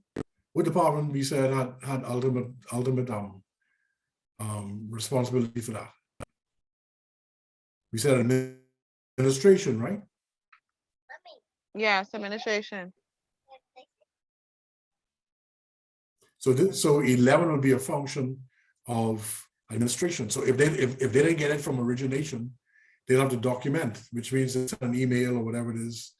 Note, however, to origination, hey, we're still awaiting receipt of the duly acknowledged salary deduction letter, or receipt from the registry, or whatever the case may be. Okay, so documenting compliance and non-compliance of the terms are going to be administration. Okay, booking the facility, that is putting the loan on the books, the inputting. What did we say is responsible for inputting? That would be If you look at your chart on page 23. Would that be That's administration? administration. Administration, yes. Okay. This one is going to be interesting. Monitoring and controlling. Monitoring and controlling. That would be servicing. Servicing in the event that anything goes wrong. Servicing for sure. Anyone else thinks anybody else should be monitoring? Would it be the originator as well? Origination should also be monitoring. Why do you think origination should be monitoring and controlling when a loan application is been approved and getting ready to be put on the books or being put on the books? It's One, they wrote the nonsense, Pardon? or they should be liable for it. No, don't say they wrote the nonsense. If this a loan that's been inputted, right? if this is a loan that's being inputted, this is a new loan, right? Remember now, if you look back at our chart, there are sales targets. You want to make sure that that loan is drawn down, that loan is booked, because you have sales targets. You have a quota that you have to meet, right? So you're going to be following up with administration. I give you how come they're loaning book yet? Okay, so origination is going to want to monitor and control, do monitoring and controlling. Also, on an ongoing basis, they want to monitor that account because at some point in time, when the balance reaches a certain level, they may want to offer that client funding either to top up the existing facility or to get a different type of facility. Okay. So, for example, if they have a consumer loan to get a car now, and depending on their needs, they may want to get a mortgage for a residential property, whether it's a single family residential property, a duplex or triplex or condo. Okay, so oriented or sales driven, they would want to be monitoring and controlling. Also, underwriting wants to be monitoring and controlling. Okay, because they want to see that the loans that they have approved, excuse me, the loans that they have approved are actually being drawn down, are being booked, and also because they are also concerned with liquidity management. So loans are not going to be drawn down in a specific time, then they should be canceled. That gives us the ability now to lend that money to someone else. Okay, so origination is monitoring and controlling. Underwriting is monitoring and controlling. Administration is monitoring and controlling because they want to make sure that we have these documents to put this loan on the books. So now, hey, when are y'all going to be sending me this last bit of information? And they're also going to be controlling because they make sure that the application is properly, once that's booked, they have to check it the following day and, to make sure that everything is in order.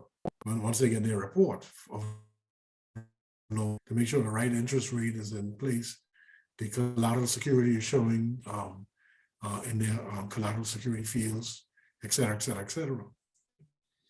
And then, of course, loan servicing will be monitoring and controlling because they're as soon as an account goes in arrears, they want to know, and they want to begin to assess the process of getting that payment in, repairing the credit, or even recovery.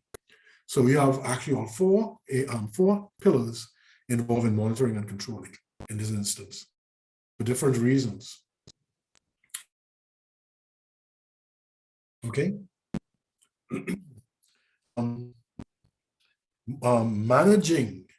Managing non-compliance and or delinquency.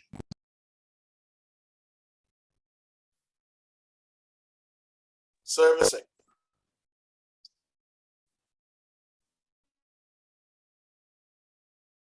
Okay, so primarily servicing, but again, every department has to manage non-compliance or delinquency. So, for example, origination, an account that you've approved or that you've put forth for approval and you got approved and put on, you don't want to go in delinquent. You want to avoid it going into to the loan servicing department, into delinquency. So in that instance, you're trying to manage your delinquency, right? Underwriting, they're interested in managing non-compliance and delinquency, okay, because they are credit risk. They're concerned with the credit risk control, market risk, the credit adjudication. So they want to make sure that, hey, if something is going wrong with a credit or credits, we want to know what's going on. Okay, why aren't the payments being made? And then they may have to do a deeper dive. Okay, start looking. If they see a particular branch or a particular loan officer has higher delinquency than some of the others, then they may want to do some investigation. You know, it could be that the officers is leaving out some stuff that or overlooking some stuff and processing weak credits. They may need training, or they may be outright lying about some of the stuff, excluding customer information.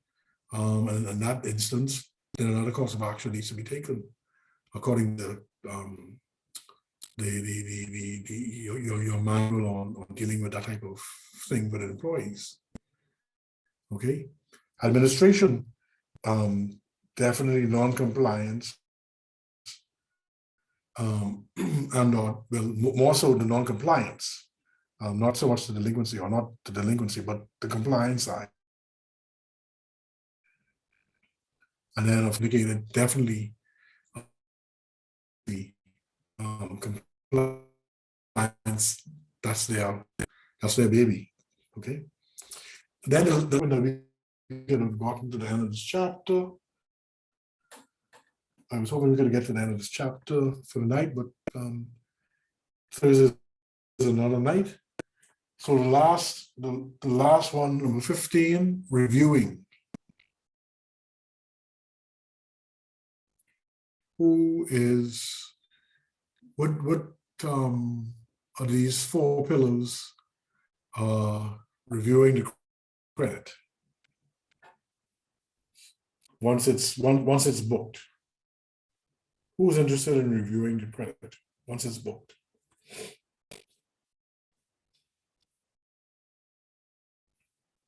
Anyone? I would say maybe the Administration.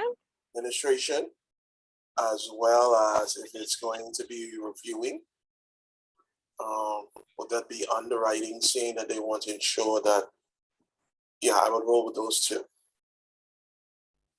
Okay, underwriting for sure, because again, underwriting is concerned with credit risk and market risk. So who has the customer, who has the customer contact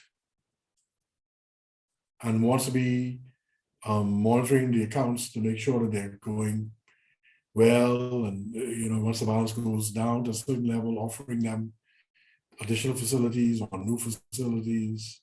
The loan officer? Yes, that would be origination. So the people who will be reviewing it on an ongoing basis, because administration, once administration has booked the loan and everything is in order, they don't need to review that loan anymore unless it comes up on one of their exception reports or something. Okay, but they're not going to be reviewing that account from time to time or periodically. Okay, and unless it's a delinquent loan, servicing won't be reviewing that loan. Okay, so reviewing is primarily origination and underwriting. Okay, and so this is how, and again, with the exception of number 4 should also, there's no X on the underwriting, but there should be an X. I'll correct that. Okay, and then you'll see to the bottom of number 14, you'll see an asterisk and a hashtag. So it says managing non-compliance is a star. So you see administration, non-compliance, there's a star or an asterisk. Underwriting is a star and a hashtag. Servicing is a hashtag, and origination is the hashtag. That's how you got those 4 for different reasons. And you can see underwriting for both reasons. Their management, their managing skills come into play for number 14. And like I said, with point number 4, review of information, an X should have been in review of information for underwriting. Okay, but that's how it pans out. All right. So Thursday we will, because we've already gone over time, I understand that we started late, but that was not your fault. That was my fault. We look at the ABA's lending process. That is on page 25. Like I said, I will. Later on tonight or in early tomorrow, you'll get your homework assignment, which will officially be your first homework assignment, because the one that you have turned in or about to turn in, again, like I said, I will be looking at that this weekend, but we won't be looking at that as a class, going over that as a class until we get into alternative sources of financing. I wanted to get that out of the way so that we can concentrate more on the pure credit stuff. Okay, so this homework that I will give you will be due on Tuesday. I'll grade it on Tuesday, Wednesday, return it on Thursday, we'll go over it on Thursday. Okay, and it'll be on, the homework will be on the first, what we've covered thus far. These first 4, 5, 6, yeah, okay, 6 chapters. Okay. So with that having said, I bid you a good night. Thank you very much for your attention. And I see you on Thursday. All right, good night. Good night. Good night. Good night.